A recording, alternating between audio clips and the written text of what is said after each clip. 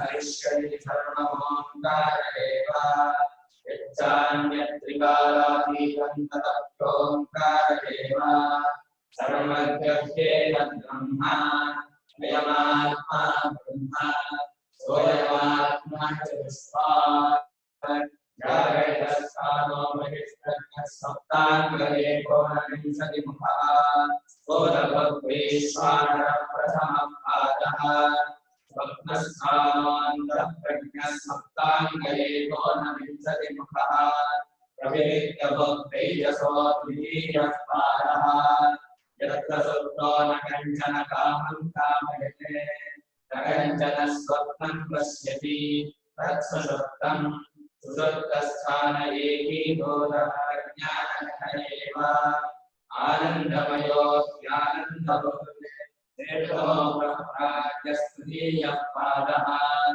एष सर्वेश्वरः एष सर्वज्ञः एषोऽन्तर्यामी एष योनिः सर्वस्य प्रथमाप्यभूतानाम् अत्रेते श्लोकामन्ये अकैश्वर्यो विपर्विश्वो यन्नप्रज्ञस्तु तेजसः अनप्रज्ञस्तथा प्राज्ञः एव त्रिधा स्मृतः दक्षिणाक्षिमुखे विश्वो मनस्सिन्वस्तु तेजसः आकाशे चरुदिप्राज्ञस्त्रिभागे व्यवस्थितः विश्वो स्थूलभं नित्यं तेजसः प्रविविक्तभव आनन्दसुप्तथा प्राज्ञस्त्रिधा भोगं निबोधतः स्थूलं दर्पयते विश्वं प्रविविक्तं तु तेजसम् आनन्दश्च तथा प्राज्ञं त्रिधा तृप्तिं निबोधतः विश्वता वसुयद्भोज्यं भोक्तायश्च प्रकीर्तितः एतैरनुभयं यस्तो समञ्जानो न विद्यते प्रभवः सर्वभावानां सदामिति विनिश्चयः सर्वज्ञनयति प्राणस्येतोऽंशोऽन्तरचक्रजग उभोरिं प्रसवन्तन्ये मन्यन्ते सृष्टिचिन्तकाः स्वप्नमायासरूपेति सृष्टिरन्यैर्विवर्तिता इच्छामात्रं प्रभो सृष्टिरिषष्टो विनिश्चिताः कालात् प्रसूतिं भूतानां मन्यन्ते कालचिन्तकाः भोगार्थं सृष्टिरित्यन्ये क्रीडार्थमिति एव स्वेष स्वभावोऽयमाक्रामस्य कास्त्रा नान्तः प्रज्ञन्न बहिःप्रज्ञन्नो भयमप्रज्ञन्न प्रज्ञानमनन्न प्रज्ञन्नाप्रज्ञम् अदृष्टमव्यवहार्यमलक्षणमचिन्त्यमव्यपदेशं प्रपञ्चोपशमं शान्तं शिवमद्वैतं मन्यन्ते सात्मा स्वविज्ञेयः अत्रैते श्लोका भवन्ति निवृत्ते सर्वदुःखानां ईशानः प्रभुरव्ययः अद्वैतः सर्वभावानां देवस्तुल्यो विभस्पतः कार्यकारणबद्धोगा विश्वेते विश्वतैजसो प्राज्ञः कारणबद्धस्तो भूतो पुण्येन सिद्धतः नात्मानं न पराश्चैव न सत्यं नाभिजानृतम् प्राज्ञः किञ्चन संवेत्ति तुल्यं तत्सर्वदृक्सदा वैरस्याग्रहणं तुल्यं भयो प्राज्ञतुल्ययोः ईशनिद्रायुतः प्राज्ञः सा च तुल्येन विद्यते स्वप्ननिद्रायुता भार्यो प्राज्ञस्त्वस्वप्ननिद्रया न निद्रान्नैव च स्वप्नं तुल्ये पश्यन्ति निश्चिताः अन्यथा गृह्णतः स्वप्नो निद्रातमजानतः विपर्यासे तयोः क्षीणे तुल्यं परमश्नुते अनादिमायया सुप्तो यदा जीवः प्रमुच्यते निद्रास्वप्नमद्वैतं बुध्यते तदा प्रपञ्चो यदि विद्येत निवर्तेत न संशयः मायामात्रमिदं ध्येयं तदेव परमार्थतमः विकल्पो विनिवर्तेत कल्पितो यदि केनचित् उपदेशादयं वादो ज्ञाते द्वैतं न विद्यते प्रज्ञानां च प्रदाने शिष्यकरणकरण्याभिलोकान् विषणोद्भासितान् कामजन्यान् पीत्वा सर्वान् विशेषान् स्वपिति मधुरपं मायया भोजयन्नो मायासङ्ख्यातुरीयं परममृतमचं ब्रह्मयत्तन्नतोऽस्मि यो विश्वात्मा विविधविषयान् भाष्यभोगान् स्थविष्ठान् पश्चाच्चान्यान् स्वपति विभवान् ज्योतिषास्तेन सूक्ष्मान् सर्वानेतान् गुणविषमैः स्थापयित्वा हित्वा सर्वान् विशेषान् विगतगुणगणः पार्थसोदस्तुरीयः ॐ नमो ब्रह्मादिभ्यो ब्रह्मविद्यासमुदाय कर्तृभ्यो श्रीसिद्धो नमो महद्भ्यो नमो गुरुभ्यः सर्वोपरि प्रज्ञानगणप्रत्यगतो ब्रह्मैवाहमस्मि ब्रह्मैवाहमस्मि श्रुतिस्मृतिपुराणानाम् आलयं करुणालयं भगवत्पादं शङ्करं लोकशङ्करं शङ्कराचार्यं केशवं नारायणं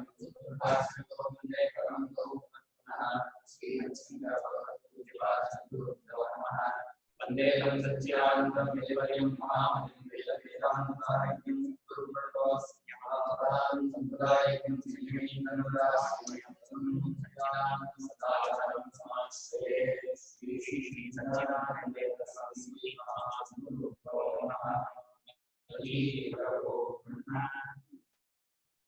ಒಬ್ಬನೇ ಆತ್ಮನು ವಿಶ್ವದೇಶ ಪ್ರಾಜ್ಞರಾಗಿ ಕಾಣುತ್ತಿದ್ದಾನೆ ಅಂತ ಅರ್ಸ್ಕೊಂಡ್ಬಿಟ್ರೆ ಆ ದೃಷ್ಟಿಯಿಂದ ವಿಶ್ವಾದಿಗಳು ಆತ್ಮನ ಸ್ವಭಾವವಲ್ಲ ಅಂತ ಆತ್ಮನೇ ಹಾಗೆ ತೋರ್ತಾನೆ. ಹಗ್ಗ ಹಾವಾಗಿ ತೋರು ಹಾಗೆ ಒಬ್ಬನೇ ಆತ್ಮನು ವಿಶ್ವಾದಿ ರೂಪದಿಂದ ತೋರುತ್ತಾನೆ ಅಂತಾದ್ರೆ ಆತ್ಮನಿಗೆ ಆ ವಿಶ್ವಾದಿ ಸ್ವಭಾವ ಇಲ್ಲ ಅಂತ. ವಿಶ್ವಾದಿಗಳ ಭೋಗಗಳಿಗೂ ಆತ್ಮನಿಗೂ ನಿಜವಾಗಿ ಸಂಬಂಧವಿಲ್ಲ ಅಂತ ಹೇಳ್ಕೊಳ್ಳೋದು. ವಿಶ್ವಾದಿಗಳ ಭೋಗಗಳು ಆತ್ಮನಿಂದ ವಿಶ್ವಾದಿಗಳ ಭೋಗ ವಿಶ್ವಾದಿಗಳು ಮಾತ್ರ ಆತ್ಮ ಸಂಬಂಧ. ಈ ಈಗ ಸೃಷ್ಟಿ ವಿಚಾರವನ್ನ ಉಪಾಯವಾಗಿ ಮಾಡಿಕೊಂಡು ಪರಮಾರ್ಥ ಸ್ವರೂಪವನ್ನು ತಿಳಿಸಿಕೊಡ್ತೀನಿ ಅಂತ ಹೊರಟಿದ್ದಾರೆ. ಪ್ರಭವ ಸರ್ವಭಾವಾನಾಂ ಸಕರ್ಮಿತಿ ವಿನಿಶ್ಚಯಃ ಸರ್ವಂ ಜನಯತಿ ಪ್ರಾಣಃ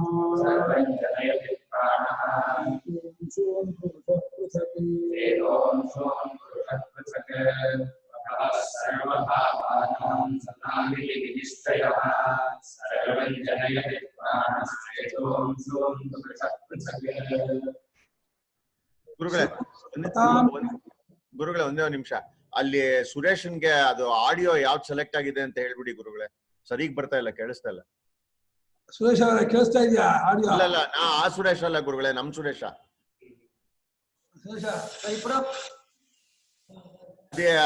ಇದನ್ನ ಕ್ಯಾಮ್ರಾ ಸೆಲೆಕ್ಟ್ చేయి.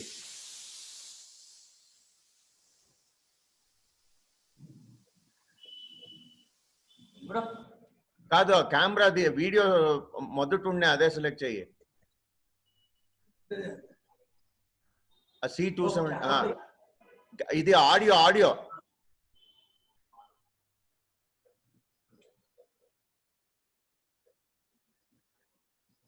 High definition audio. అది ఏం పేరు, రెండు పేర్లు ఉందా? అవును sir, microphone high definition audio ఒకటి ఉంది. ఇంకోటి హెచ్డి అది చెయ్యి, అది చెయ్యి. ఇప్పుడు సార్ ఇప్పుడు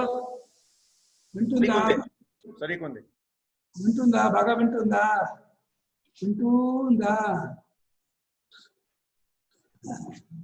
వినండి.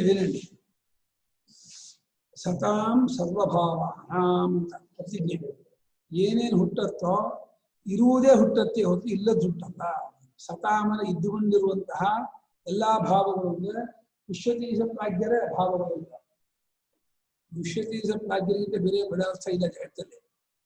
ವಿಶ್ವತೀಜಸರೇ ಜಾಗ್ರತ ಸ್ವಪ್ನ ಸುಷುಪ್ತಿ ಆಗ್ತಾ ಇದೆ. ಜಾಗ್ರತ ಸ್ವಪ್ನ ಸುಷುಪ್ತಿಗಿಂತ ಬೇರೆ ಜ್ಞೇಯವೇ ಇಲ್ಲ. ಜ್ಞೇಯ ಮೂರಲ್ಲಿ ಅಡಕಾಯ್ತು. ವಿಶ್ವಜ್ಞೇಯ ಅಥವಾ ಜಾಗ್ರಜ್ಞೇಯ, ಸ್ವಪ್ನಜ್ಞೇಯ, ಸುಷುಪ್ತಿ ಜ್ಞೇಯ ಅಂತ. ಸುಷುಪ್ತಿಯಲ್ಲಿ ಜ್ಞಾತ ಜ್ಞೇಯ ವಿಭಾಗವಿಲ್ಲದೆ ಹೋದ್ರು ಸುಷುಪ್ತಿಯಲ್ಲಿ ಕೇವಲ ಆನಂದ ರೂಪ ಇಟ್ಕೊಂಡು ಅದನ್ನು ಜ್ಞೇಯ ಗತ್ಯರೂಪ. ಇಲ್ಲಿ ಇರುವ ಎಲ್ಲ ಪದಾರ್ಥಕ್ಕೂ ಹುಟ್ಟು ಅನ್ನೋದು ಇದು ನಿಶ್ಚಯ, ಇದು ತೀರ್ಮಾನ. ಇದು ವೇದಾಂತದಲ್ಲೂ ಈ ಅದ್ವೈತ ಸಂಪ್ರದಾಯದಲ್ಲೂ ಇದೇ ಅಂಗೀಕಾರ. ಇರೋದಕ್ಕೆ ಹುಟ್ಟನ್ನ ಅವರು ಹೇಳೋದು. ಇದು ಹುಟ್ಟತ್ತೆ ಅಂತ ಯಾರು ಅಂದ್ಕೊಂಡಿದ್ದಾರೆ, ಹುಟ್ಟತ್ತೆ ಅಂತ ಅಂದ್ಕೊಂಡವ್ರು ಎಲ್ಲರಿಗೂ ಉತ್ತರ ಏನು ಅಂದ್ರೆ ಇರೋದು ಹುಟ್ಟತ್ತೆ ಹೊರತು ಇಲ್ಲದ ಹುಟ್ಟಲ್ಲ. ಒಂದು ಆ ಇರೋದನ್ನ ಹುಟ್ಟಿಸೋನು ಯಾರು? ಸರ್ವಂ ಪ್ರಾಣ ಜಲಿ. ಪ್ರಾಣ ಅಂದ್ರೆ ಪ್ರಾಜ್ಞಾತ್ಮ. ಪ್ರಾಜ್ಞಾತ್ಮನಲ್ಲೇ ಬೀಜ ರೂಪದಲ್ಲೇ ಎಲ್ಲ ಅಡಗಿರುತ್ತಲ್ಲ. ಪ್ರಾಜ್ಞಾತ್ಮ ಅಂದ್ರೆ ಬೀಜಾತ್ಮ, ಅವ್ಯಾಕೃತಾತ್ಮ. ಆ ಅವ್ಯಾಕೃತಕ್ಕೆ ಅಭಿಮಾನಿಯಾದ ಪ್ರಾಜ್ಞ ಅವನಲ್ಲೆಲ್ಲ ಅಡಗಿರುತ್ತಲ್ಲ. ಜಾಗೃತ ಕಾಲದಲ್ಲಿ ಸ್ವಪ್ನ ಕಾಲದಲ್ಲಿ ಎಲ್ಲವೂ ಅದು ತೋರ್ಕೊಳ್ಳುತ್ತೆ. ಅದು ಚೇತಸ್ಸಿನ ಅಂಶಗಳು. ಅಂಶ ಇವ ಅಂಶ. ಅಂಶ ಅಂದ್ರೆ ಕಿರಣಗಳು ಅಂತ. ಅರಿವಿನ ಬಿಡಿ ಅರಿವುಗಳೇ ಎಲ್ಲ ಪದಾರ್ಥಗಳು. ವಿಶ್ವ ಅನ್ನೋದು ಒಂದು ಅರಿವಿನ ತುಂಡು, ತೇಜಸ್ಸನು ಅರಿವಿನ ತುಂಡು, ಪ್ರಾಜ್ಞನು ಅರಿವಿನ ಒಂದು ಭಾಗ. ಅವನೇ ಅವನೇ ತೋರುವ ಪ್ರಪಂಚವು ಅರಿವಿನ ಒಂದು ಭಾಗವೇ. ನಾವು ಪ್ರಪಂಚದ ಬಗ್ಗೆ ಅರಿವನ್ನು ಪಡ್ಕೊಳ್ತಾ ಇದ್ವಿ. ನಮ್ಮ ಅಭಿಪ್ರಾಯವಾದ್ರೆ ಅರಿವನ್ನೇ ಅರಿವಿನಿಂದ ಅರಿತಾ ಇದ್ದೀವಿ ಅಂತ ಹೇಳ್ತಾ ಇದ್ದಾರೆ. ನೀವು ಅರಿತಾ ಇರೋದು ಅರಿವನ್ನೇ, ಅರಿಸ್ಕೊಳ್ತಾ ಇರೋದು ಅರಿವೇ, ಅರಿವೇ ಅರಿವನ್ನ ಅರಿವಿನಿಂದ ಅರಿಸ್ಕೊಳ್ತಾ ಇದೆ ಅಂತ ಒಂದು ಹಂತ ತಗೊಂಡ್ಬಿಡ್ತಾ ಇದ್ದಾರೆ. ಯಾಕಂದ್ರೆ ಎಲ್ಲವೂ ಅರಿವಾಯಿತು ಅಂತ ಆಗೋದು ನಮಗೆ ಇನ್ನೇನು ಆಗಲ್ವಲ್ಲ, ಅದಕ್ಕೋಸ್ಕರ ಅದು ಅರಿತಾ ಇದ್ದಾರೆ. ಅದಕ್ಕೆ ನಾವು ಸ್ವಲ್ಪ ಅದು ಕಷ್ಟ ಇದೆ ಅರ್ಥ ಆಗೋದು.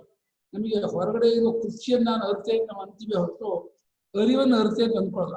ಆಗಲಿ ಸದ್ಯಕ್ಕೆ ಕುರ್ಚಿ ಆಕಾರವಾಗಿರುವ ಪ್ರತ್ಯಯವನ್ನು ಅರಿತೆ ಅಂತ ಅರ್ಥ. ಕುರ್ಚಿ ಅರಿತೆ ಅಂತ ಪ್ರತ್ಯಯದಲ್ಲೆಲ್ಲ ಚೈತನ್ಯ ಅನುಗತವಾಗಿರೋದು ಗೊತ್ತಾಯ್ತು ಅಂತ ಅರ್ಥ. ಆಗಲಿ ಹೀಗೆ ಸರ್ವ ಚೇತೋಂಶನ ಅರಿವಿನ ಅಂಶವಾಗಿರುವ ಕಿರಣಗಳನ್ನು ಬೇರೆ ಬೇರೆಯಾಗಿ ಪ್ರಾಜ್ಞೆ ಉಂಟು ಮಾಡ್ತಾನೆ ಅಂತ ಶ್ಲೋಕಾರ್ಥ. ಭಾಷ್ಯವರಣ ಸತಾಂ ವಿದ್ಯಮಾನ ಸ್ವೇನ ಅವಿದ್ಯಾಕೃತ ನಾಮರೂಪ ಮಾಯಾ ಸ್ವರೂಪೇಣ ಸರ್ವಭಾವಾನ ವಿಶ್ವತೇಜಸ ಪ್ರಾಜ್ಞಭೇದಾನ ಪ್ರಭವಃ ಉತ್ಪತ್ತಿಃ. ಸತಾಂ ಮೂಲಪದ ಅಂದ್ರೆ ವಿದ್ಯಮಾನಾನಾಂ ಭಾಷ್ಯ. ಇರುವಂಥದ್ದಾದ ತನ್ನ ಅವಿದ್ಯಾ, ತನ್ನ ಅಂದ್ರೆ ಜೀವನ ಅವಿದ್ಯೆ, ಜೀವನಿಗೆ ಅವಿದ್ಯೆ ಇರುವುದು ಅಂತ ವ್ಯವಹಾರ. ಆ ಅವಿದ್ಯೆಯಿಂದ ಕಲ್ಪಿತ ತಾನು ತನ್ನ ಪರಮಾರ್ಥವನ್ನು ಕಲ್ಪದೇ ಇದ್ದಾಗ ಅದರಿಂದ ಕಲ್ಪಿತವಾಗಿರ್ತಕ್ಕಂತಹ ನಾಮರೂಪಗಳೆಂಬ ಮಾಯಾಸ್ವರೂಪ. ಮಾಯಾಸ್ವರೂಪನ ಹುಸಿತೋರಿಕೆ ರೂಪ ಅಂತ. ಮಾಯಾಸ್ವರೂಪನೇ ನೀನು ಅಲ್ಲ, ನಾಮರೂಪಗಳೇ ಮಾಯೆ, ಹುಸಿತೋರಿಕೆ. ಆ ರೂಪದಿಂದಲೇ ಎಲ್ಲಾ ಪದಾರ್ಥಗಳಿಗೂ ಅಂತಂದ್ರೆ ವಿಶ್ವತೇಜ ಪ್ರಾಜ್ಞರೆಂಬ ಪದಾರ್ಥಗಳಿದೆ ಅಂತ ಇದ್ದಾರೆ. ನಾವು ಎಲ್ಲಾ ಪದಾರ್ಥ ಅಂದ್ರೆ ಆಕಾಶಾದಿ ಭೂಮಿ ಪದಾರ್ಥಗಳು.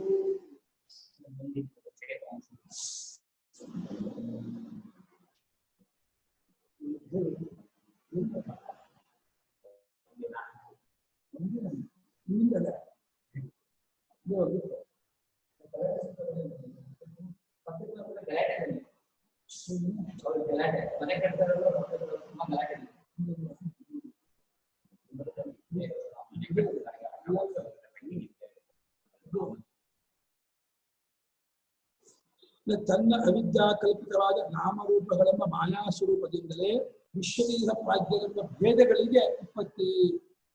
ನಾಮವು ಜಗತ್ತಿಗೆ ಉತ್ಪತ್ತಿ ಇರಲಿಲ್ಲ, ವಿಶ್ವರೂಪ ಪ್ರಾಜ್ಞರೆಂಬ ಭೇದಗಳಿಗೆ ಉತ್ಪತ್ತಿ ಆಗ್ತಾ ಇದೆ ಅಂತ ಲಕ್ಷಿತ. ಯಾರು ಇರೋದಕ್ಕೆ ಉತ್ಪತ್ತಿ ಅಂತ ಯಾಕೆ ಹೇಳ್ತೀರಾ ಅಂದ್ರೆ ಅದಕ್ಕೆ ಹೇಳ್ತಾರೆ ಮುಂದೆ.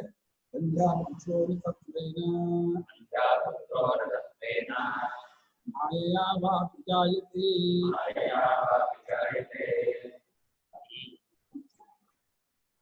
ಬಂಜೆ ಮಗ ನಿಜವಾಗಿಯೂ ಹುಟ್ಟಲ್ಲ, ಸುಳ್ಳುಳ್ಳಾಗಿಯೂ ಹುಟ್ಟಲ್ಲ. ತತ್ವೇನಾನ ನಿಜವಾಗಿ, ಮಾಯಾನ ಸುಳ್ಳಾಗಿ. ಕೇಳಿಸ್ತಾ ಇಲ್ವಾ?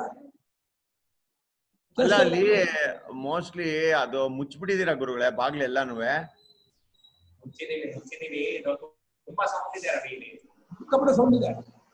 ಹಾ, ಅದು ಇಲ್ಲಿ ಒಂಥರ ಈ ಬಾಕ್ಸ್ ಒಳಗಡೆ ಬಂದಂಗ್ ಬರ್ತಾ ಇದೆ ವಾಯ್ಸ್, ಅದಕ್ಕೇನೆ.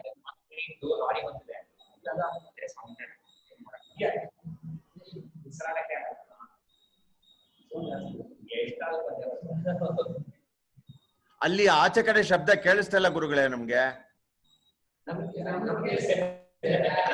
ನೀವು ಕೇಳಿಸ್ಕೊಳ್ಳಿ.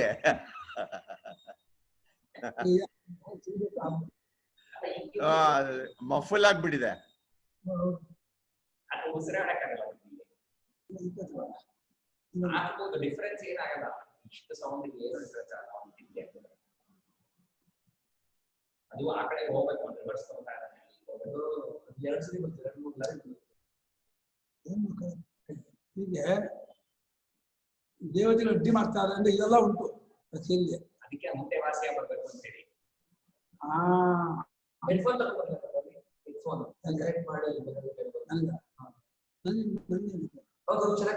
ಕುಮಾರ ಪಾಠಂಕ ನೀವು ಊರ್ಕೊಂಡು ಏನು ಬೇಡ ಗುರುಗಳೇ, ಸರಿಗಿದೆ ಈಗ.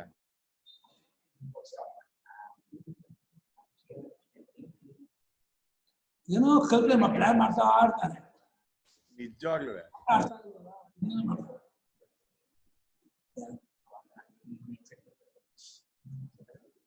ಬಂಜೆ ಮಗ ಸುಳ್ಳಾಗಿ ಹುಟ್ಟಲ್ಲ, ನಿಜವಾಗಿ ಹುಟ್ಟಲ್ಲ. ಅದು ಇಲ್ಲದ ಹುಟ್ಟೋದಿಲ್ಲ, ಇರೋದೇ ಹುಟ್ಟಬೇಕು. ಇರೋದು ಹುಟ್ಟಬೇಕಾ, ಇರೋದು ಹುಟ್ಟತ್ತಾ, ಇರೋದು ಇದ್ದೇ ಇರುತ್ತಲ್ಲ ಅಂದ್ರೆ ಮುಂದೆ ಹೇಳ್ತಾರೆ.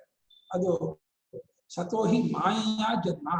ಇರೋದಕ್ಕೆ ಹುಟ್ಟುವುದಂದ್ರೆ ನಾಮರೂಪಗಳಾಗಿ ತೋರ್ಕೊಳ್ಳೋದನ್ನೇ ಹುಟ್ಟುವುದನ್ಬೇಕು. ನಾಮರೂಪಗಳ ಕಲ್ಪನೆ ಮಾಡುವುದನ್ನೇ ಹುಟ್ಟುವುದನ್ಬೇಕು.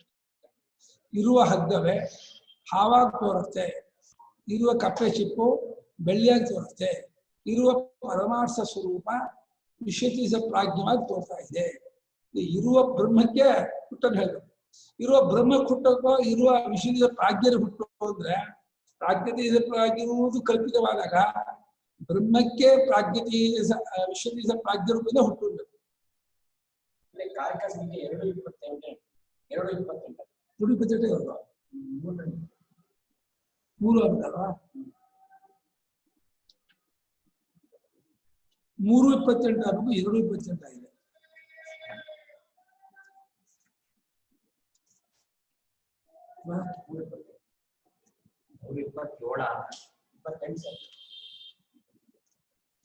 ಎರಡೂ ಕಡೆ ಬರುತ್ತೆ. ಸತೋಹಿ ಮಾಯೆಯ ಜನ್ಮ 27 ಅದು ಬೇರೆ. 328 ಆಗ್ಬೇಕು. ಮುದ್ರಾ ರಾಕ್ಷಸ 320.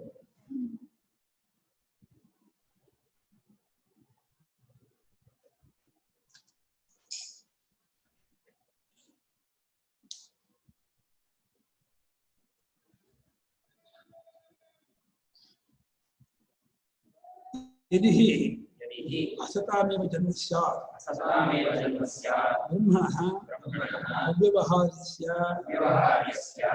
ग्रहणद्वाराभावात् असत्वप्रसङ्गः. ಅಸತ್ತಿನಿಂದ ಹುಟ್ಟಿದ್ದರೆ, ಶೂನ್ಯದಿಂದ ಹುಟ್ಟುಬಿಟ್ಟಿದ್ದರೆ ಅಂತ ಬೌದ್ಧರು ಹೇಳುವ ಹಾಗೆ, ಶೂನ್ಯದಿಂದ ಹುಟ್ಟಿದ್ದರೆ ಹುಟ್ಟಿದ ಪ್ರಪಂಚಕ್ಕೂ ಬ್ರಹ್ಮಕ್ಕೂ ಲಿಂಕ್ ಇಲ್ಲ, ಸಂಬಂಧವಿಲ್ಲ, ಕನೆಕ್ಷನ್ ಇಲ್ಲ ಅಂತಾಗಿ ಬ್ರಹ್ಮವು ಸ್ವತಃ ಅವ್ಯವಹಾರ್ಯ, ವ್ಯವಹಾರಾತೀತವಾಗಿದೆ. ಬ್ರಹ್ಮವನ್ನು ಕಾರ್ಯದ ಮೂಲಕವಾಗಿ ತಿಳ್ಕೋಬೇಕೇ ಹೊರತು ಬ್ರಹ್ಮವನ್ನು ನೇರ ತಿಳ್ಕೋಕ್ಕಾಗಲ್ಲ. ಬ್ರಹ್ಮದಿಂದ ಬಂದಿಲ್ಲ, ಶೂನ್ಯದಿಂದ ಬಂದಿದೆ ಅಂತಾದ್ರೆ ನಮ್ಗೆ ಬ್ರಹ್ಮ ತಿಳ್ಕೊಳ್ಳೋಕೆ ಉಪಾಯವೇ ಇಲ್ಲ, ಮಾರ್ಗವೇ ಇಲ್ಲ, ಸಾಧನವೇ ಇಲ್ಲ ಅಂತ ಆಗ್ಬಿಡ್ತಿತ್ತು. ಇದೊಂದು ಹೇತು, ಇದೊಂದು ಯುಕ್ತಿ, ಲಾಜಿಕ್ಕು. ಏನ್ ಲಾಜಿಕ್ಕು? ಬ್ರಹ್ಮದಿಂದ ಬಂದಿದ್ರೆ ಬಂದ ಜಗತ್ತನ್ನು ನೋಡಿ ಬ್ರಹ್ಮ ಕಾರಣ ಅಂತ ಹೇಳ್ಬೋದು. ಬಂಗಾರದಿಂದ ಬಂದಿದ್ರೆ ಆಭರಣಗಳನ್ನ ನೋಡಿ ನಾವು ಬಂಗಾರದಿಂದ ಬಂದದ್ದು ತಿಳ್ಕೋಬಹುದು. ಬಂಗಾರಕ್ಕೂ ಆಭರಣಕ್ಕೂ ಸಂಬಂಧವೇ ಇಲ್ಲ ಅಂತ ಆದ್ರೆ ಮತ್ಯಾವುದೊಂದು ಆಭರಣ ಬಂದಿದ್ರೆ ಆಭರಣ ನೋಡಿ ಚಿನ್ನ ತಿಳ್ಕೊಳಕ್ಕಾಗಲ್ಲ. ಹಾಗೆ ಈ ಜಗತ್ತು ಬ್ರಹ್ಮದಿಂದ ಅಲ್ಲದೆ ಅಸತ್ತಿನಿಂದ ಹುಟ್ಟಿಬಿಟ್ಟಿದ್ರೆ ಅವಾಗ ಅಸದನ್ವಿತವಾಗಿ ತೋರ್ಬೇಕಾಯ್ತು. ಒಂದು ಯಾವುದರಿಂದ ಹುಟ್ಟಿದೆಯೋ ಅದು ಅದನ್ನು ಕೂಡ್ಕೊಂಡಿರ್ಬೇಕು. ಅಸತ್ತಾದ ಜಗತ್ತು, ಅಸತ್ತಾದ ಶೂನ್ಯದಿಂದ ಹುಟ್ಟಿದ್ರೆ ಇಲ್ಲದ್ದಾದ ಭೂಮಿ, ಇಲ್ಲದ್ದಾದ ನೀರು, ಇಲ್ಲದ್ದಾದ ತೇಜಸ್ಸು ಹಾಕ್ತೋಡ್ಬೇಕಾಯ್ತು ಒಂದು. ಎರಡನೇದಾಗಿ ಈ ಜಗತ್ತಿಗೂ ಈ ಕಾರ್ಯಕ್ಕೂ ಕಾರಣವಾದ ಬ್ರಹ್ಮಕ್ಕೂ ಸಂಬಂಧವಿಲ್ಲ ಅಂತಾಗಿ ಬ್ರಹ್ಮ ತಿಳ್ಕೊಳ್ಳೋಕೆ ಉಪಾಯವೇ ಇಲ್ಲ ಅಂತ ಆಗ್ತಿತ್ತು, ಮಾರ್ಗವೇ ಇಲ್ಲ ಅಂತ ಆಗ್ತಿತ್ತು. ಈ ಕಾರ್ಯ ಪ್ರಪಂಚವೇ ಬ್ರಹ್ಮ ತಿಳ್ಕೊಳ್ಳೋಕೆ ನಮ್ಗೆ ಉಪಾಯ. ಇದರ ಮೂಲಕವಾಗಿ ನಾವು ತಿಳ್ಕೋಬೇಕು, ಇದೇ ಸಾಧನ. ಹಾಗಾದ್ರೆ ಬ್ರಹ್ಮದಿಂದಲೇ ಜಗತ್ತುಂಟಾಗಿದೆ ಅಂತ ಆದ್ರೆ ಜಗತ್ತನ್ನು ನೋಡಿ ಜಗತ್ತಲ್ಲೆಲ್ಲ ಇರುವ ಬುದ್ಧಿ, ತೋರುವ ಬುದ್ಧಿ ಇಟ್ಕೊಂಡು ಸತ್ತು ಚಿತ್ತು, ಇರುವ ತೋರುವ. ಅರಿವು ಇರುವುದು ಬ್ರಹ್ಮದ ರೂಪ ಅಂತೇಳಿ ನಾಮರೂಪವನ್ನು ಬಿಟ್ಟು ಬ್ರಹ್ಮನ ಅರಿಬಹುದಾಗಿತ್ತು. ಬ್ರಹ್ಮದಿಂದ ಬರದೆ ಮತ್ತೊಂದಿಂದ ಬಂದ್ಬಿಟ್ಟಿದ್ರೆ ಅವಾಗ ಅದರಲ್ಲಿ ಬ್ರಹ್ಮದ ಅಂಶ ಸೇರ್ಕೊಂಡಿಲ್ಲ ಅಂತಾಗಿ ಬ್ರಹ್ಮನ್ ತಿಳ್ಕೊಳ್ಳೋಕೆ ಉಪಾಯವೇ ಆಗ್ತಿರ್ಲಿಲ್ಲ ಅಂತಿದ್ದಾರೆ. ಒಂದು ವೇಳೆ ಅಸತ್ತಿನಿಂದಲೇ ಇವುಗಳ ವಿಷಯ ಜನ್ಮವಾಗಿಬಿಟ್ಟಿದ್ರೆ ಅವ್ಯವಹಾರವಾದ ಬ್ರಹ್ಮವನ್ನು ತಿಳ್ಕೊಳ್ಳೋಕೆ ದ್ವಾರವೇ ಇಲ್ಲ ಅಂತಾಗಿ ಬ್ರಹ್ಮ ಇಲ್ಲ ಅಂತೋ ಬ್ರಹ್ಮ ತಿಳ್ಕೊಳಕ್ಕಾಗಲ್ಲ ಅಂತ ಏನೋ ಆಗ್ತಿತ್ತು. ಇಲ್ಲ ಅಂತ ಆಗೋದೇ ಮುಖ್ಯ. ಇದ್ರೂ ತಿಳ್ಕೊಳಕ್ಕಾಗಲ್ಲ ಎರಡೇ ದೃಷ್ಟಂಚ ರಜ್ಜು ಸರ್ಪಾದೀನ ಅವಿದ್ಯಾಕೃತ ಮಾಯಾ ಬೀಜೋತ್ಪನ್ನ ರಜ್ಜಾಧ್ಯಾತ್ಮನ ಸತ್ವಂ. ಇದು ಕಂಡೂ ಇದೆ ಲೋಕದಲ್ಲಿ. ಹಗ್ಗದ ಹಾವು ಮುಂತಾದವು. ಹಗ್ಗದ ಹಾವು, ಕಪ್ಪೆ ಚಿಪ್ಪಿನ ಬೆಳ್ಳಿ, ಮೋಟು ಬರದ ಪುರುಷ, ಆಕಾಶದ ನೀಲಿ. ಸಾಮಾನ್ಯ ಪಲ್ಲವಿ ವೇದಾಂತದಲ್ಲಿ ಇದನ್ನ ಬಹಳ ಕಾಮನ್ ಆಗಿ ಇಟ್ಕೊಂಡು ಹೇಳ್ತಾರೆ. ಎಲ್ಲರಿಗೂ ಆಗುವಂತಹ ತಪ್ಪಲಿಕೆ ಅಂತ. ಹಾಗಾಗಿ ಅದು ರಜ್ಜು ಸರ್ಪ ಆದಿ. ಹಗ್ಗದ ಹಾವೇ ಮುಂತಾದವುಗಳು ಅವಿದ್ಯಾಕೃತ ಅಂದ್ರೆ ಅವಿದ್ಯಾ ಕಲ್ಪಿತ ಅಂತ ಅರ್ಥ. ಅವಿದ್ಯೆಯಿಂದ ಮಾಡಿದ್ದಾದ, ಅವಿದ್ಯೆಯಿಂದ ಉಂಟಾದ ಅಂತ ಅರ್ಥ ಅಲ್ಲ. ಅವಿದ್ಯಾ ಕಲ್ಪಿತ ಅನ್ನೋದನ್ನು ಶಂಕರಾಚಾರ್ಯರು ಅವಿದ್ಯಾಕೃತ ಅಂತಂತಾರೆ. ಅವಿದ್ಯಾ ಕಲ್ಪಿತವಾದ ಮಾಯೆ ಯಾವುದೋ ಆ ತೋರಿಕೆ. ಮಾಯೆಗೂ ಅವಿದ್ಯೆಗೂ ವ್ಯತ್ಯಾಸ ಏನು ಅಂದ್ರೆ, ತೋರಿಕೆಯನ್ನು ಸತ್ಯ ಅಂತ ತಿಳ್ಕೊಂಡ್ರೆ ಅವಿದ್ಯೆ, ಅದು ತೋರಿಕೆ ಮಾತ್ರ, ಅದು ಹಾಗಿಲ್ಲ ಅಂತ ತಿಳ್ಕೊಂಡ್ರೆ ಅದು ಮಾಯೆ. ಆಕಾಶ ನೀಲಿಯೇ ಅಂತ ತಿಳ್ಕೊಂಡ್ರೆ ಅದು ಅವಿದ್ಯೆ. ಇಲ್ಲ ಆಕಾಶ ಬಣ್ಣ ಇಲ್ಲ, ನೀಲಿಯಾಗಿ ತೋರುತ್ತೆ ಅಂತ ಅನ್ಕೊಂಡ್ರೆ ಅದು ಮಾಯೆ. ಮಾಯ ಅನ್ನುವ ಪದವನ್ನ ತಿಳಿದವರು ಬಳಸುವಂಥದ್ದೇ ಹೊರತು ಅಜ್ಞರು ಬಳಸುವ ಪದ ಅಲ್ಲ ಅದು. ಜ್ಞಾಪಕ. ಮಾಯಾ ಅನ್ನೋ ಪದವನ್ನ ಜ್ಞಾನಿಗಳು ತಿಳಿದವರು ಬಳಸಬೇಕೇ ಹೊರತು ಅಜ್ಞರಿಗೆ ಸತ್ಯವಾಗಿ ತೋರುತ್ತಿರುವಾಗ ಅದನ್ನ ಮಾಯಲ್ಲಿ ಶಬ್ದ ಮಾತ್ರ ಉಚ್ಚಾರಣೆ ಮಾಡಿದ್ರೆ ಅದು ಮಾಯಾ ಆಗಲ್ಲ. ಮಾಯಾ ಅಂತ ಗೊತ್ತಾದ್ರೆ, ಮಾಯಂಕ ಅವರ ಅನುಭವಕ್ಕೆ ಬಂದಿದ್ರೆ ಅದರಿಂದ ಏನು ಎಫೆಕ್ಟ್ ಆಗ್ಬಾರ್ದು. ತೋರಿಕೆಯಿಂದ ಇವರಿಗೆ ಎಫೆಕ್ಟ್ ಆಗ್ಬಾರ್ದು. ತೋರಿಕೆ ನೋಡಿ ಆಸೆ ಪಡೋದು, ಕೋಪತಾಪ ಮಾಡ್ಕೊಳ್ಳೋದು, ಉದ್ವೇಗ ಮಾಡ್ಕೊಳ್ಳೋದು, ಬೇರೆ ಬೇರೆ ತರಹ ಎಮೋಷನ್ಗೆ ಒಳಗಾಗುವುದು, ಇದೆಲ್ಲ ಆಗಬಾರ್ದು. ಮಾಯಾ ಅಂತ ಕಂಡುಕೊಂಡವರಿಗೆ. ಮಾಯೆ ಶಬ್ದ ಹೇಳ್ಕೊಂಡು ಅಜ್ಞರಂತೆ ವ್ಯವಹಾರ ಮಾಡಿದ್ರೆ ಅದು ಮಾಯಾ ಶಬ್ದ ಮಾತ್ರವಾಗುತ್ತೆ ಹೊರತು ಮಾಯೆ ಆಗಲ್ಲ. ಅದನ್ನ ತೋರಿಕೆ ಕಡೆಯಿಂದ ಮಾಯೆ, ತಿಳುವಳಿಕೆ ಕಡೆಯಿಂದ ಅವಿದ್ಯೆ. ಅವಿದ್ಯೆ ಹೋದ್ರೂ ಮಾಯೆ ತೋರ್ಬಹುದು, ಜ್ಞಾನಿಗೂ ಪ್ರಪಂಚ ತೋರ್ಬಹುದು, ತೋರಕ್ಕೆ ಅಡ್ಡಿ ಇಲ್ಲ. ಅದು ಅವಿದ್ಯೆ ಇರಬೇಕು ಅಂತ ಏನಿಲ್ಲ. ಅವಿದ್ಯೆ ಕಳ್ಕೊಂಡು ಬಾದಿಗೆ ಹಾವು ಗೊತ್ತು ಮಾಡ್ಕೊಂಡವನಿಗೂ ಹಾವಿನಂತೆ ತೋರ್ಬಹುದು. ಹಗ್ಗ ಅಂತ ತಿಳ್ಕೊಂಡಿದ್ದಾನೆ, ಹಾವಿನಂತೆ ತೋರುತ್ತೆ ಹೇಳ್ಬಹುದು, ತಪ್ಪೇನಿಲ್ಲ. ಹಾಗೆ ರಜ್ಜು ಸರ್ಪ ಮುಂತಾದ ಈ ವಿಕಲ್ಪಗಳಿದೆಯಲ್ಲ, ಅವಿದ್ಯಾ ಕಲ್ಪಿತವಾದ ಮಾಯಾ ಬೀಜದಿಂದ ಉಂಟಾಗುವುದು. ಅವಿದ್ಯಾ ಕಲ್ಪಿತವಾದ ಮಾಯಾ ಯಾವುದೋ ನಾಮರೂಪಗಳು. ನಾಮರೂಪಗಳೇ ಇದಕ್ಕೆ ಬೀಜ, ತೋರಿಕೆಗೆ. ಅದನ್ನು ಉಂಟಾಗಿರುವ ಅವುಗಳಿಗೆ ರಜ್ಜುವೇ ಮುಂತಾದ ರೂಪದಿಂದ ಸರ್ಪಕ್ಕೆ ರಜ್ಜು ರೂಪದಿಂದ ಸತ್ವ, ರಜತಕ್ಕೆ ಶುಕ್ತಿಕಾ ರೂಪದಿಂದ ಸತ್ವ, ಪುರುಷಕ್ಕೆ ಸ್ಥಾಣು ರೂಪದಿಂದ ಸತ್ವ, ಹಾಗೆ ನೀಲಕ್ಕೆ ನೈಲ್ಯಕ್ಕೆ ಆಕಾಶ ರೂಪದಿಂದ ಸತ್ವ. ಸತ್ವನ ಇರುವಿಕೆ ಅಂತ. ಹಾವಿಗೆ ಹಗ್ಗದ ರೂಪದಲ್ಲೇ ಇರುವಿಕೆ, ಬೆಳ್ಳಿಗೆ ಕಪ್ಪೆ ಚುಪ್ಪಿನ ಇರುವಿಕೆ ಅಂತ ಅರ್ಥ. ಬೇರೆ ಇರುವಿಕೆ ಇಲ್ಲ, ತನ್ನ ರೂಪದಿಂದ ಇರುವಿಕೆ ಇಲ್ಲ. ಅದಕ್ಕೆ ತಪ್ಪಲಿಕೆ ತೋರ್ತಾ ಇರೋದಕ್ಕೆ. ಯಾಕೆ ನಿಹಿ ನಿರಾಸ್ಪದ ರಜ್ಜು ಸರ್ಪ ಮೃಗಕೃಷ್ಣಿಕಾದಯ ಕ್ವಚಿತ್ ಉಪಲಭ್ಯಂತೆ ಕೇನಿಸಿತೆ. ಒಳ್ಳೆ ಇದರ ವಾಕ್ಯ ಇದು. ವ್ಯಾಪಕವಾದ ಒಂದು ಸಾರ್ವತ್ರಿಕ ಅನುಭವದ ವಾಕ್ಯ. ಎಲ್ಲೇ ಆಗಲಿ ತಪ್ಪಲಿಕೆ ತೋರ್ಬೇಕಾದ್ರೆ ಅದಕ್ಕೊಂದು ಅಧಿಷ್ಠಾನ, ಆಸ್ಪದ, ಆಧಾರ, ಆಶ್ರಯ ಇರಬೇಕು. ಅಧಿಷ್ಠಾನ ಅನ್ನೋ ಪದವನ್ನ ವ್ಯಾಖ್ಯಾನಕಾರ ಬಳಸ್ತಾರೆ. ಶಂಕರಾಚಾರ್ಯರು ಆಸ್ಪದ, ಆಶ್ರಯ ಅಂತ ಬಳಸ್ತಾರೆ. ತಪ್ಪೇನಿಲ್ಲ, ಅಧಿಷ್ಠಾನ ಹಾಕಿದ್ರೆ ತಪ್ಪೇನಾಗಲ್ಲ. ಒಟ್ಟು ಮೇಲೆ ಹಾವಾಗಲಿ, ಬಿಸಿಲು ಕುದುರೆ ನೀರಾಗಲಿ, ಬೆಳ್ಳಿ ಆಗಲಿ, ಅಲ್ಲಿ ಮರುಭೂಮಿ ಇಲ್ಲದೆ ಅಥವಾ ನೆಲ ಇಲ್ಲದೆ, ಹಗ್ಗ ಇಲ್ಲದೆ, ಕಪ್ಪೆ ಚಿಪ್ಪಿಲ್ಲದೆ ತೋರಲ್ಲ.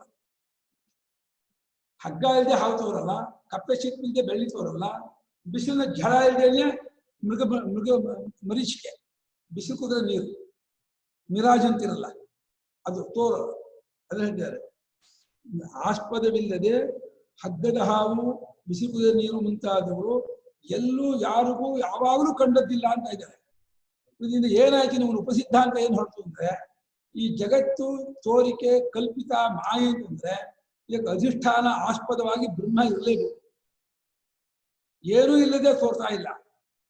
ಆದ್ರೆ ಶಂಕರಾಚಾರ್ಯರು ಮಿಥ್ಯಾವಾದಿಗಳು ಮಾಯಾವಾದಿಗಳಲ್ಲ, ಅವರು ಬ್ರಹ್ಮವಾದಿಗಳು.